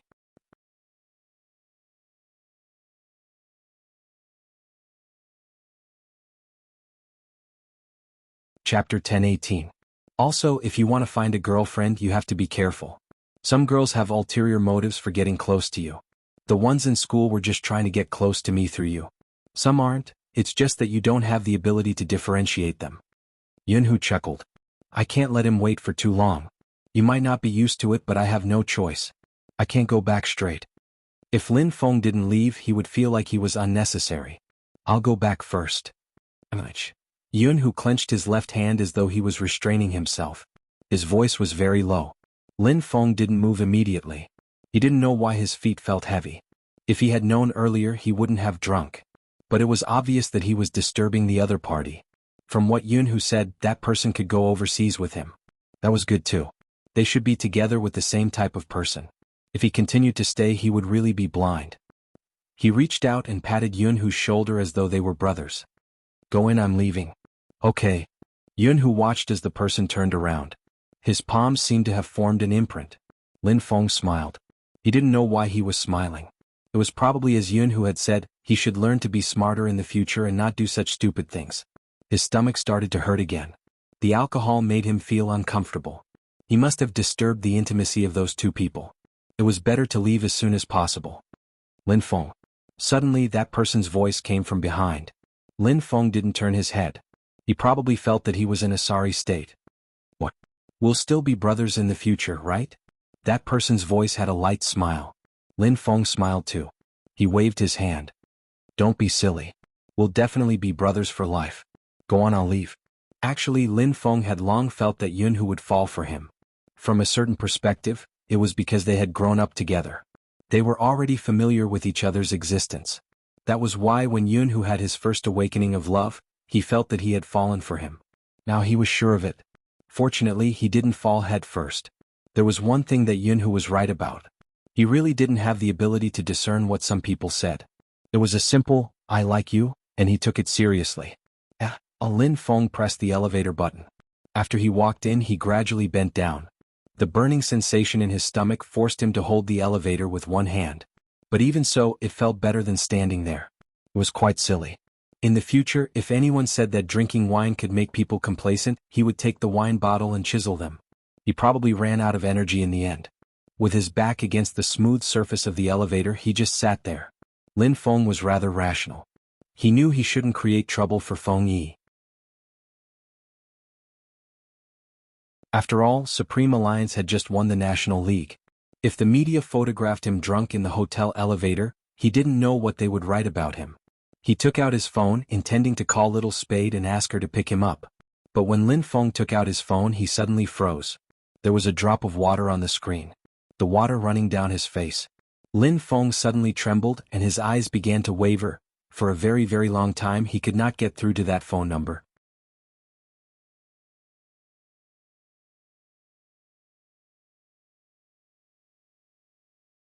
Chapter 10:19. Lin Feng's departure seemed to have sapped all the energy in Yunhu's body. He held it in for a long time. His palms were red from clenching so tightly that he didn't rush over. He didn't want to crush that person once and crush all the feelings he had for so many years. He also didn't want to be treated like a stranger after returning to China. That was good. Even if one day he really appeared at his wedding as the best man, at the very least he could still drink for that person many years later. His heart felt like it was being torn apart. Even when he breathed, he felt weak. When the youngster pushed the door open and walked out, he saw the man in this state. That handsome face was pale. It didn't look like he had just found him. "Why aren't you coming in?" The bewitching youngster licked his lips. "Honestly, you liked that person just now, right? But he looks like a straight man. Even though he looks good, it's obvious that he isn't on the same path as us." Yunhu seemed to have just realized that there was someone there. He reached out to close the door and walked in. As he walked, he fastened his shirt and said in a cold tone, "You can leave." The bewitching youngster looked at him and felt pity. "Your figure is really good. How about this? I'll refund you the money and we can do it once." Yunhu didn't even look at that person. He threw the clothes on the bed to him. His rejection meant everything. The bewitching youngster didn't believe it. "Hey, I look good too. You know how our circle works. When you can't hold it in, you can do it once." With that, he walked over, his breath blowing into Yunhu's ear. Even his hand wanted to touch it. Yunhu reached out and blocked his arm. There wasn't a trace of warmth in his eyes. "If you still want your hand and your job, get out." Boring. The bewitching youngster saw that he didn't have a chance. He bit his lower lip angrily and left with his clothes. Anyway, this person gave him a lot of money. Besides, when his boss asked him to come, he had already instructed him not to offend him because of his high status. At first, he thought that he could cozy up to a sugar daddy. Why couldn't he get close to him? "Are you impotent?" Yunhu smirked. "I can't do it to you. I'll say it one last time, get out." The enchanting young man knew that if he continued to stay, he would really have no future. No matter what, he was still a nobody. It was better for him to leave. The door was closed. The room returned to its original state. It was bone-piercingly cold. Even though it was summer in July, Yunhu felt as though his heart was frozen in ice water. She looked at the bed in the living room. He suddenly felt that this place was very dirty. Perhaps it was because he wasn't that guy. In reality, Yunhu didn't dare to let Lin Feng in. Because if they came in, they would find that the bed was not moved at all. Even the enchanting young man was just an act he found. It was as if he couldn't stand even a little bit of that fellow's alienation and awkwardness towards him. He began to calculate carefully. It had been a long time since Lin Feng had been alone with him. He was probably trying to avoid arousing suspicion and worried that his family would find out. Yes, as a straight man, of course he would be worried. Sometimes Yunhu really wanted to tell that guy, "I'm not bent either. I saw that the other guys couldn't take it either. I just like you too much."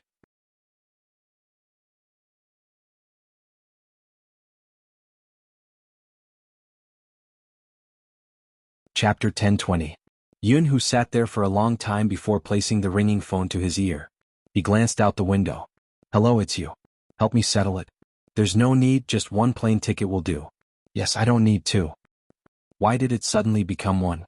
"Didn't you say someone was going with you?" Yunhu tightened his grip, seemingly laughing at himself. "There won't be anyone going with me. After today, that person wouldn't be embarrassed anymore. Similarly, there wouldn't be any possibility in front of him." He understood. That person said he was naive and sweet, but there were some things he didn't care about. It was strange too. How could a boy be like that?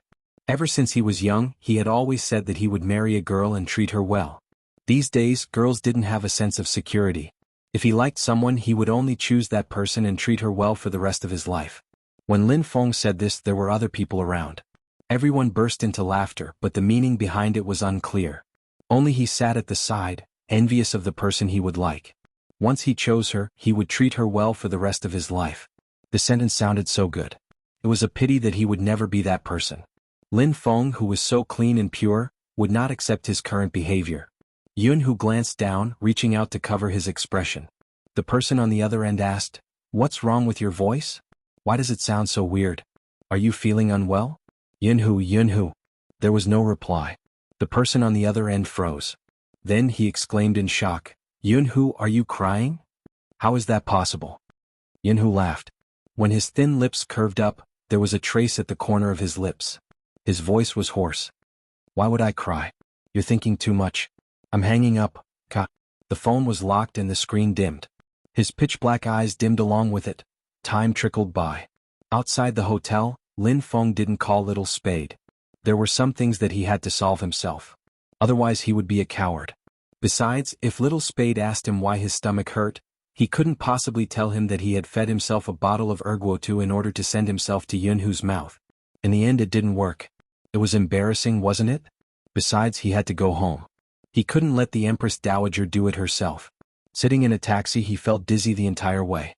The master was a nice person. He kept advising him, "You youngsters, you drink so much when you're heartbroken. Drink less in the future. Think about your parents, it's not a big deal." "Okay," Lin Feng replied as he looked out of the window. The driver glanced sideways at the person sitting next to him. He felt that the other party was exceptionally obedient, so he even adjusted the temperature of the air conditioner. Lin Feng might not have many good points, but there was one thing he had always done. He would not show any emotion in front of his mother. It was the same this time. Mama Lin was tapping her back as she spoke on the phone. "Yes, he will be doing business in the future. That's good too. Lin Feng isn't suited for politics anyway." After she hung up, Lin Feng walked over to massage the Empress Dowager's shoulders. "You're back." Mama Lin turned around and paused. "Why do you reek of alcohol?"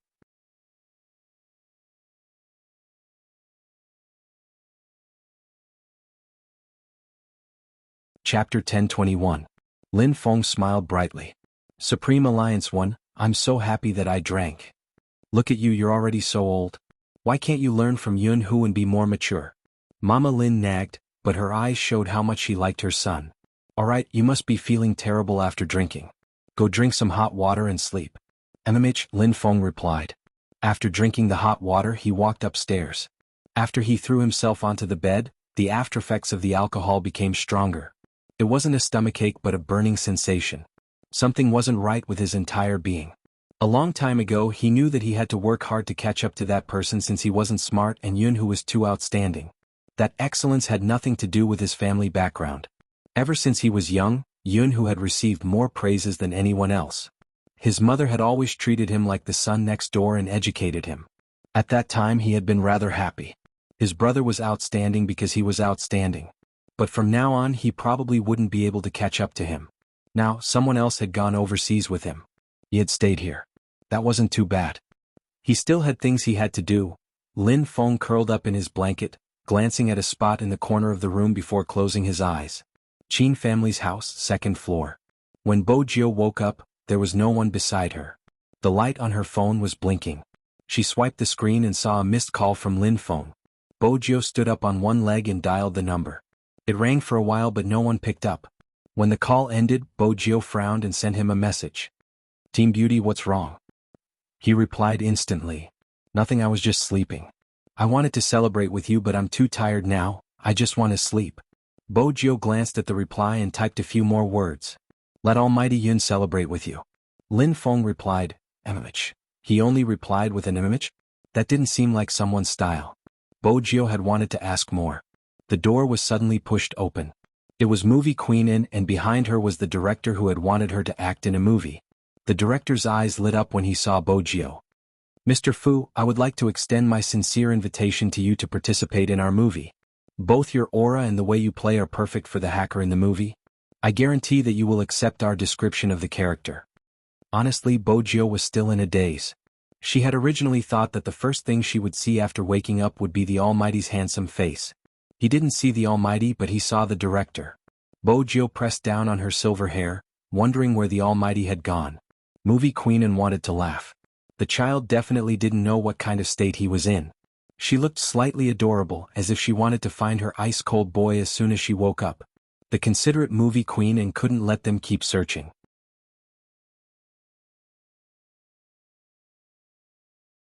She smiled and said, "Your brother Mo went to discuss business. Let's talk about the movie, what do you think?" Bo Jio wanted to reject him. The international director spoke again. "Our filming location is in America. You can treat it as a free trip. Go and have a look first. We will depart 3 days later. Don't rush to give me an answer. Young man, think about it again." Bo Jio's fingers stilled. Then she smiled. "There's no need to think about it, I've decided to accept it." Mamich? The international director almost thought that he had heard wrongly. After all, the young man had always been very nonchalant about this matter. He could tell that the young man was not putting on a show. He really did not want to take on this movie, nor did he want to be popular. Why did he suddenly agree to it so readily? Bo Jio had been thinking of ways to kidnap the Almighty. It wasn't practical to do it in China. The Almighty would probably know her identity before she could even make a move. With the Qin family's protection, it would be impossible to kidnap the Almighty. But it would be different in America. There would be a lot of room for maneuvering. At the very least, the security for a private jet wouldn't be as strict. That way it would be easier to kidnap someone. More importantly, it would be easier for people to accept her going overseas in this manner. 3 days was enough for her to wrap things up. Fu Zhongyi's side had probably been whittled down. He was probably just left with some shares. During the shareholders' meeting the day after tomorrow, she would personally take back everything that belonged to He Honghua. Other than the shares, she would also take back her pride. After that, Bo Jio could return to the Fifth Avenue with peace of mind. Filming in America wasn't just an excuse to kidnap the Almighty, it was also a buffer for He Honghua. Bo Jio knew how much He Honghua doted on her. If she disappeared suddenly, He Honghua wouldn't be able to take it. She could choose not to tell anyone about her true identity. But when the time came, she had to tell He Honghua. Because in this world, there wasn't anyone more qualified than He Honghua to know the truth. But she had to wait until she returned to the Fifth Avenue. If not, He Honghua would be in danger. This was what Bo Jio had always wanted to avoid. That was why she had to return to the Fifth Avenue. Her father was right about one thing. She couldn't have anyone close to her. It was too dangerous. The fake Z was just one side. There were more sides and more dangers. She couldn't let He Honghua be in such an environment. It wasn't just He Honghua, there was also Feng Shang, Yao Yao, Uncle Yin, Lin Feng, and Almighty Yun. Everyone who was related to her. Once her identity was exposed and the fake Z found out about her existence, the people around her might not be able to protect themselves. She had to catch the fake Z. But the battlefield wasn't here. It was somewhere else. Before that, it was important to plan properly. She had to kidnap the Almighty and treat his hand. Where's the script? Bo Jio smiled. If it's a hacker movie, I'm interested. The international director relaxed. Come, I'll send it to you. Take a look, really. Trust me, after this movie is completed, I'll definitely make you the Prince Charming of the nation. Bo Jio caressed her nose and didn't reply. After all, she had never imagined that she would be filming in her lifetime. I don't have any acting skills, I won't have a lot of scenes, right? The international director, who had wanted to add scenes for the youngster, felt a little upset. No, but who said you don't have acting skills? The commercial you filmed was really good. Trust me, you will definitely be popular in the future.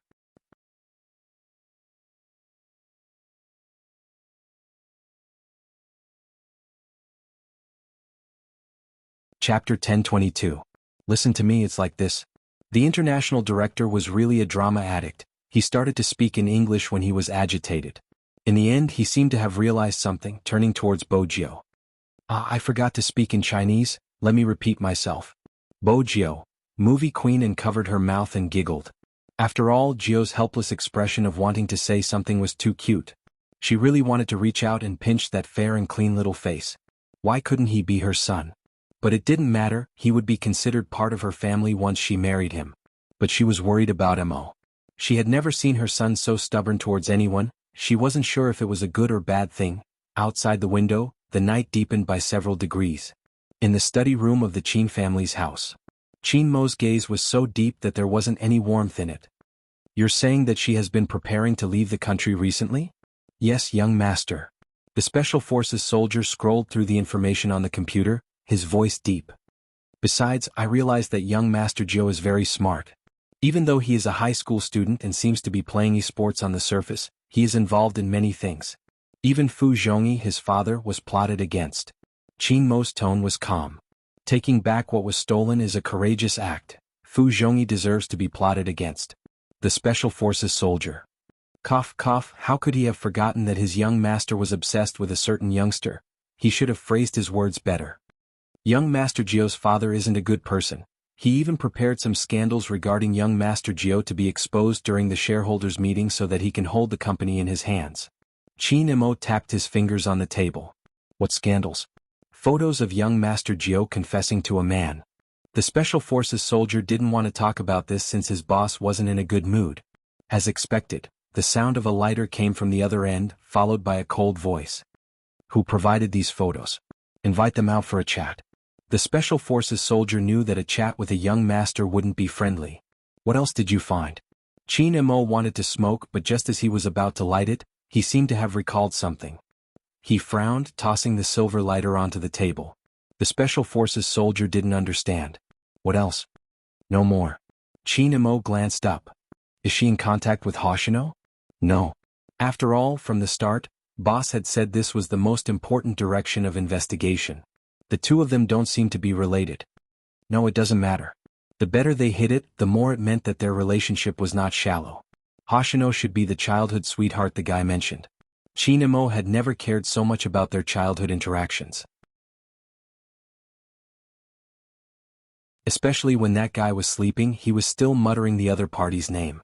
Qin Mo's fingers froze, his gaze cold. Why is she preparing to leave the country? I've looked into it. Strangely, young Master Jiao's mother didn't seem to know that young Master Jiao was planning to go abroad. The last sentence was something the Special Forces soldier didn't say easily. Suddenly, Qin Mo's eyes darkened. Are you saying that even He Honghua doesn't know? Yes. The Special Forces soldier looked at the information again. Qin Mo's voice was deeper and colder than before. How many days does she intend to stay abroad? This? The Special Forces soldier hesitated for a moment. Young Master Jiao didn't book a return ticket. She probably hasn't decided on her return date. Hasn't decided on her return date? When he heard this word, Qin Mo felt as though all the warmth in his body had been sucked out. His voice reached the Special Forces soldier's ears through the phone, sending chills down his spine. It isn't that she didn't book a return ticket. She has no intention of coming back. The Special Forces soldier stilled. What did boss mean? Just as he was about to ask something, the other party hung up. He could vaguely hear the sound of something being flung out. The entire study room dimmed with the sound. Qin Mo's wrist was wrapped in a white bandage, which made him look different from his usual self. There was a coldness in his abstinence. Until now, that guy had never thought of having a future with him. Even at this stage it was the same. Qin Mo sat there, his hair falling down. His lips curved upwards, but there wasn't a hint of a smile. His wrist hurt, but he didn't seem to feel it. When Madame Jiang entered and saw the torn white cloth, she exclaimed, "Young master, your hand." Qin Mo glanced over, reaching out to pull the white cloth back to its original position. Then he tightened his grip, his voice calm. What's the matter?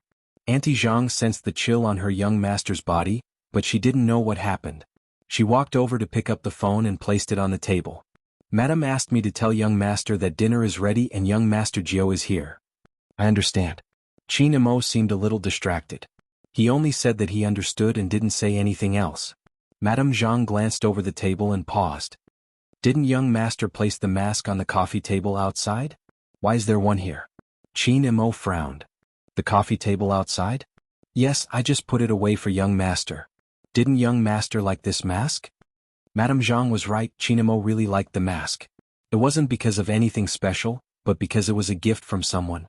That was why he treasured it so much. Naturally, it couldn't be compared to the USB lighter.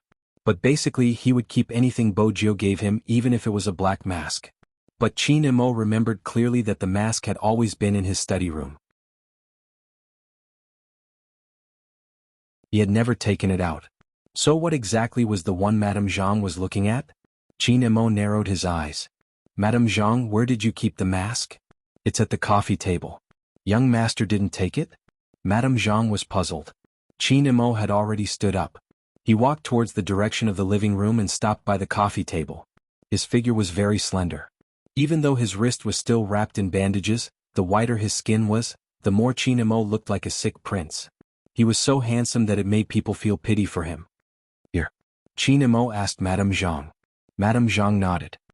In the small compartment under the coffee table, Qin Imo reached out and pulled open the secret compartment.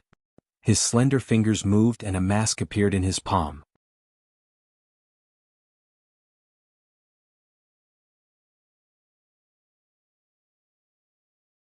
Chapter 1023 was indeed the same. The material, brand, and color were exactly the same. But the one that Qin Imo took out was a gift from someone. The one that Madame Zhang found was taken from Zi's face when he had fought with Zi that day. Qin Imo never believed in coincidences. The conjecture that was buried deep in his heart seemed to have been confirmed. It was like the tip of the iceberg had been split open. It was a familiar style of doing things. It was the same hacking skills. Even though she had toned it down the first time he had met her in the game, the reason he had noticed her was because her methods were similar to Zi. And the way she stood in the darkness, her hands stained with blood but her eyes glowing. The determination to give some people a voice regardless of everything. The arrogant look that didn't care about anyone.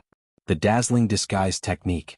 The feeling that she gave people was gentle, but when she lowered her eyes, there was a cunning smile on her face. All of these were Zi's unique traits.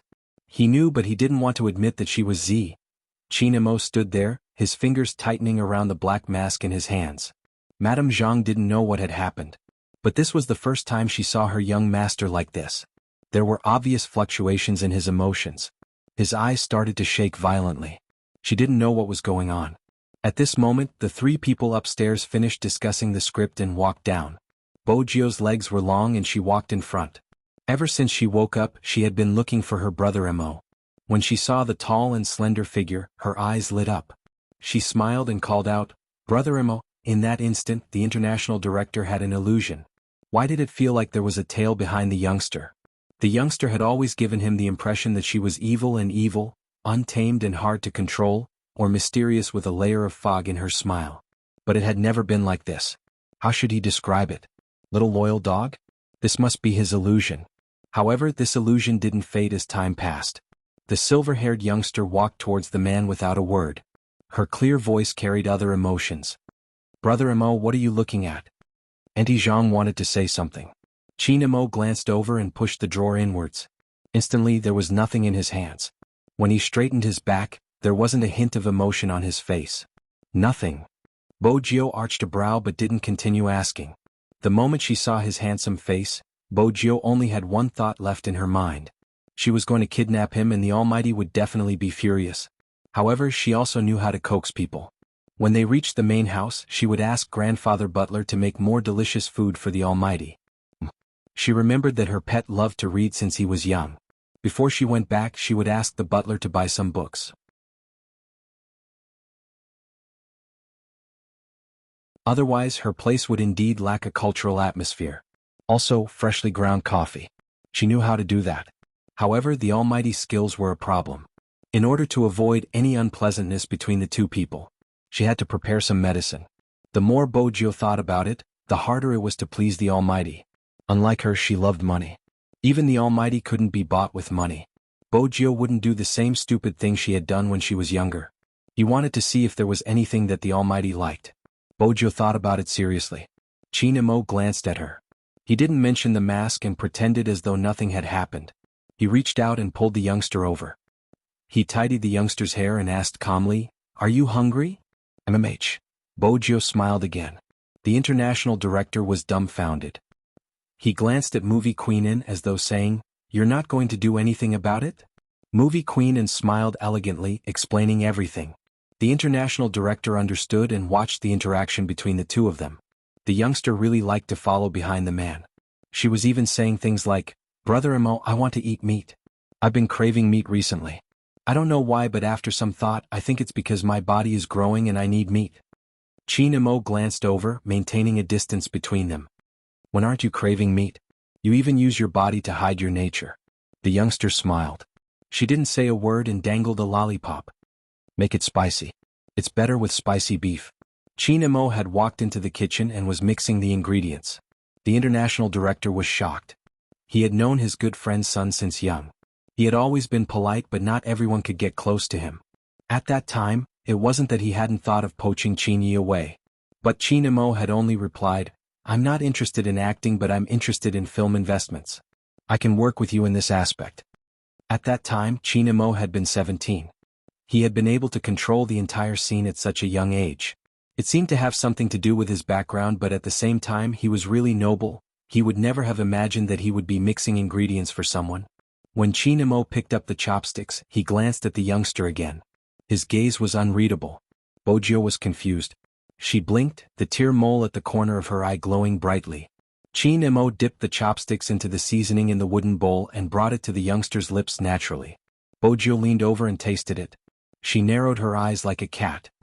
Delicious. But after saying that, Bojio realized that the way she was holding onto the Almighty's wrist and tasting his food seemed a little too intimate.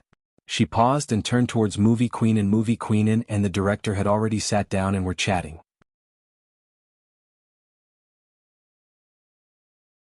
They probably weren't paying attention to them. Bojio took a second bite. She couldn't waste it. Qin Imo watched as the youngster stuck her tongue out, his gaze deepening. But this time he didn't do anything. He placed the bowl down and rejected the intimacy. His voice was calm. I'm going to make a call. Eat first, don't eat meat all the time. I'll get Madame Zhang to keep an eye on you. If you don't have any vegetables, do another physics test. Bojio. The Almighty always used physics to threaten her. Wasn't cute. Forget it, the Almighty was handsome and everything he said was right. But was she thinking too much? Why did she feel that the Almighty today was indescribably estranged from his usual self? It was subtle, as though there was a layer of fog between them. It wasn't real.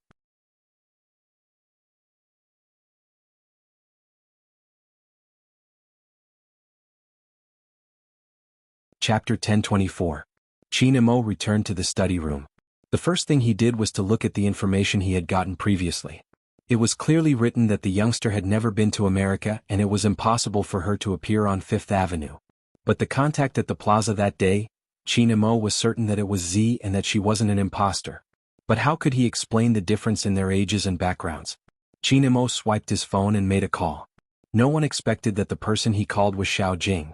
Xiao Jing was still wearing Xiangnan's uniform and was doing an interview with Luo Luo. Before the results of the competition were out, all the media assumed that Xiangnan would represent China in the Asian Cup. But now that Supreme Alliance was the winner, it was inevitable that they would encounter such problems.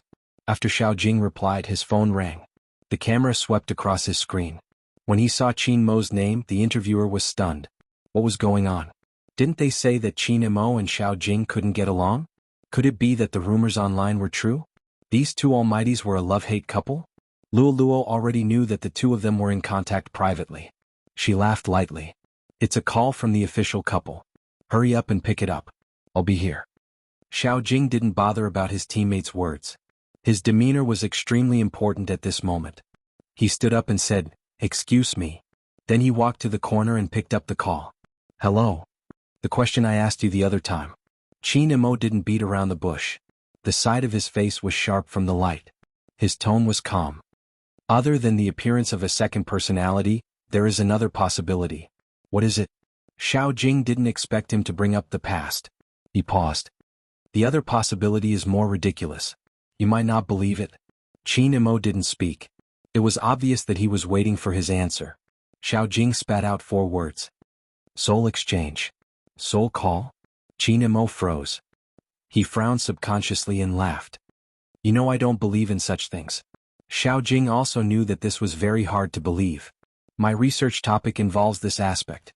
It sounds a little unbelievable, but as a research topic, once humans reach a point of convergence under the influence of a certain magnetic field, when one of them loses his ability to think, the other person's memory will exist in this body under the influence of some unknown factors. In other words, the original owner will no longer exist and become another person. This is because what a person looks like is determined by their memory. As for why there will be memory rebirth, I don't think it's clear.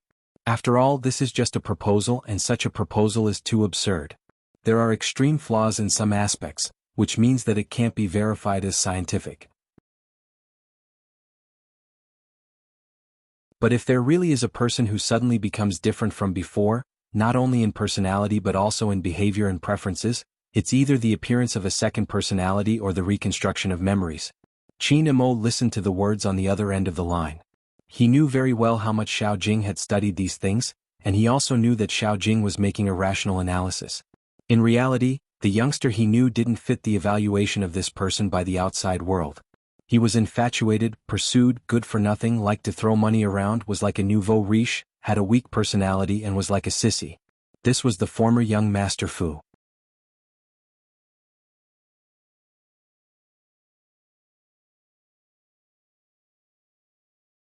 Chapter 1025. It wasn't just that these things no longer existed. According to the information they had gathered, there were many things that were different from the previous young Master Fu. For example, someone who never liked to play online games suddenly became the FC King of Zone C.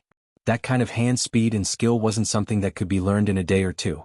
Another example would be this person's academic performance. In the past, it could be said that it was a tragic sight, unlike now. Other than being weak in physics, everything else was surprisingly good, especially in the subject of English. Also, this person could speak Tokyo's local language in addition to English. Moreover, her beautiful skills were completely different from before. In fact, a certain someone's attitude towards him was very different from before.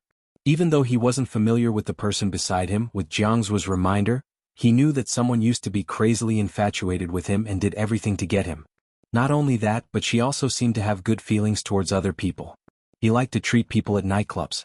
Even if he spent money like that, his classmates didn't really like him because of his personality. Because there was nothing to like about the former young master of the Fu family. Even his attitude towards He Honghua was expressed in a different way. There was a business gathering. From afar, she could see that the young master of the Fu family saying nasty words in front of so many people. He was despising He Honghua, causing her to be unable to even lift her head. The current person. When he treated He Honghua, he was extremely gentle. Soul exchange? Qin Mo's eyes dimmed and he said, I understand, I owe you a favor this time. As for what we said today, keep it a secret. You're welcome. Invest more money in my research project. Xiao Jing's tone didn't change at all. Of course, young Master Xiao didn't lack money. MMH. Qin Mo replied and didn't say anything else. Xiao Jing added, Supreme Alliance has to compete in the Asian Cup. How's your hand? It's still being treated. Qin Mo suddenly stopped speaking. When he glanced up, he could clearly sense that there was someone behind him. Qin Mo's fingers paused. I have something on, I'll hang up first. With that, Qin Mo stood there without turning his head. What are you doing hiding there so sneakily? Have I been discovered? She had just entered. Sometimes, the Almighty could be quite troublesome when he was smart. Bo Jiu chuckled. She stepped forward and changed the topic. There's too little sauce, it's not enough. Something unknown surged in Qin Mo's eyes. Then he walked towards the youngster. Qin Mo's expression didn't change at all. Hence, the Almighty's gaze on her made her skin crawl. But she didn't know why. It was an indescribable indifference. However, there was something more to it than indifference.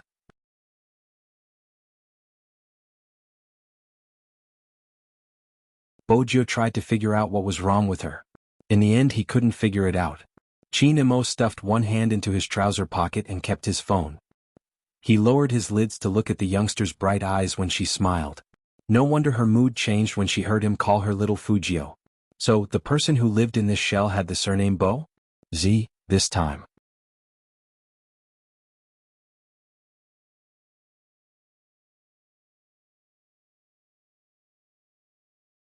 Chapter 1026. Bo Jiu felt that the Almighty's danger level was extremely high today. Just as she was about to say something, someone lifted her chin. Her chin was lifted. At first, she didn't know what Qin Mo was going to do.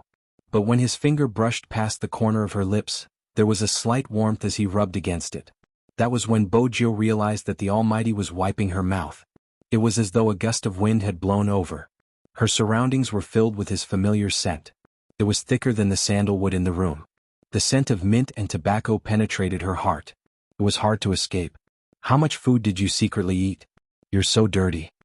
His voice was already pleasant to listen to, and coupled with this kind of smiling words, it sounded even more pleasant. It was a rare sight. Bo Jiu didn't even look up when a kiss landed on her lips. It was slightly cold, but in such a summer day, it was comforting to touch. It was as though the distance she had felt before was just an illusion. Bo Jiu didn't understand. Her eyes were filled with doubt. However, Qin Mo pressed her against the door frame. His originally light kiss gradually changed, as though he wanted to swallow her whole into his stomach. Even his breath was different from usual. The kiss made both of their pulse beat differently than before. The tip of his tongue was numb from the sucking, and his heartbeat was much faster than before. His mind was completely blank and his thoughts were sucked away. Qin Mo's hand was on her waist from behind. Bo Jio's t-shirt was half opened, her porcelain white waist was exposed.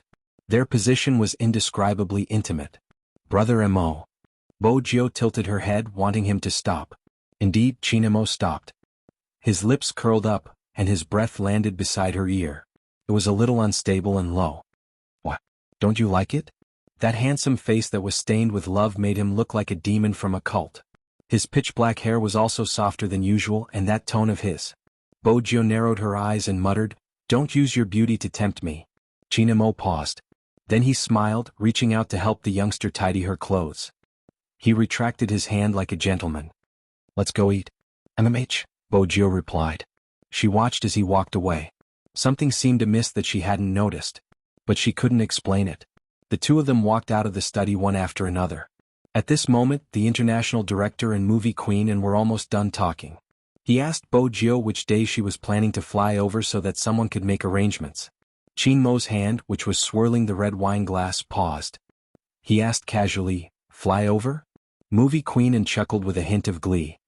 "Jio just agreed to our production team's invitation to fly to America with me. Let me tell you, Jio is doing this willingly. As the captain, don't play your capitalist game and forbid Jio from going here or there." Hearing this, Qin Mo's eyes darkened, the warmth in his body disappeared, his voice faint. "She isn't suited to go abroad." "Not suitable to go abroad?" Movie queen and shook her head. "Son, your excuse isn't convincing at all." Qin Mo put down his chopsticks and opened his mouth. "Brother Mo, do you want to go with me? They said that the environment there isn't bad. It should be helpful for your hands treatment. Let him tag along?" This was something Qin Mo hadn't considered. After all, the person standing in front of him wasn't the young Master Fu but a new soul. From the information he had, she had been planning to go abroad, probably because she was worried that he would guess something. A certain someone was hiding too many secrets. The biggest one was probably the one he had just found out about. She wanted him to tag along because she was certain that he wouldn't be able to find out. That was why she was so daring to make a move under his nose. Qin Mo raised his wine glass and took a sip. "When are we going?" 3 days later. Bo Jio felt that the first step of her kidnapping was about to be completed. Hence, she added, "I asked the director and he said that there aren't many scenes, it shouldn't take long." Bo Jio replied naturally, "Once we're done we can walk around the area. That way it would be easier to kidnap someone." Bo Jio supported the side of her face, replying to Qin Mo, throwing out a bait. "I have never gone overseas with Brother Mo, this is a good chance." Qin Mo chuckled. Indeed, he had never gone overseas alone with a certain someone. But at this moment, Qin Mo was pondering over something else. For example, why was she so insistent on getting him to tag along? This time. What exactly did she want? Qin Mo's long fingers tapped against the edge of the glass, seemingly in deep thought. After a moment he replied, "All right." He watched as Bo Jio's eyes lit up, like a little fox that had succeeded in her scheme. His lips lifted. "But I have a condition." She had to pay a price to kidnap the Almighty. Bo Jio understood this logic. She held her chin and smiled lazily. "Brother Mo, tell me, what is it?" "You have to stay at my place for the 3 days before you leave." Qin Mo watched her. Bo Jio paused. This was a difficult request. If she stayed here it wouldn't be easy to contact Hoshino. However, it was not that there was no solution. Tomorrow was the Fu Group's shareholders' meeting. The Almighty wouldn't be suspicious if she went out. When she realized that Movie Queen In and the others were looking at her, Bo Jio seemed to remember something. When she agreed, she added, "Brother Mo's hand isn't convenient. Do you want me to be a free nurse?" "Sure." Qin Mo knew why Bo Jio had said that. He swept the youngster a glance.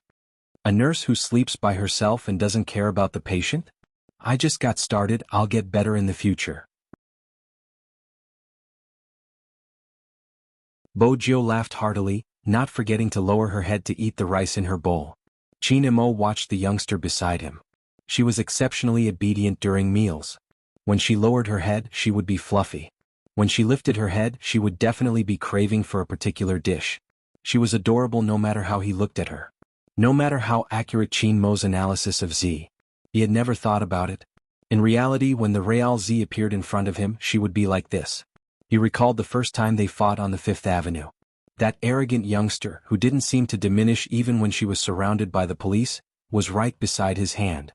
As long as he stretched his hand out, he would be able to touch her fluffy head. The corners of Qin Mo's lips curled up slightly.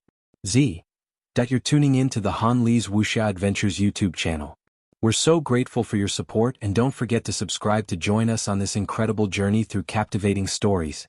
Your generosity through donations truly makes a world of difference, as it's the primary source of revenue that allows me to expand and enhance this channel for you.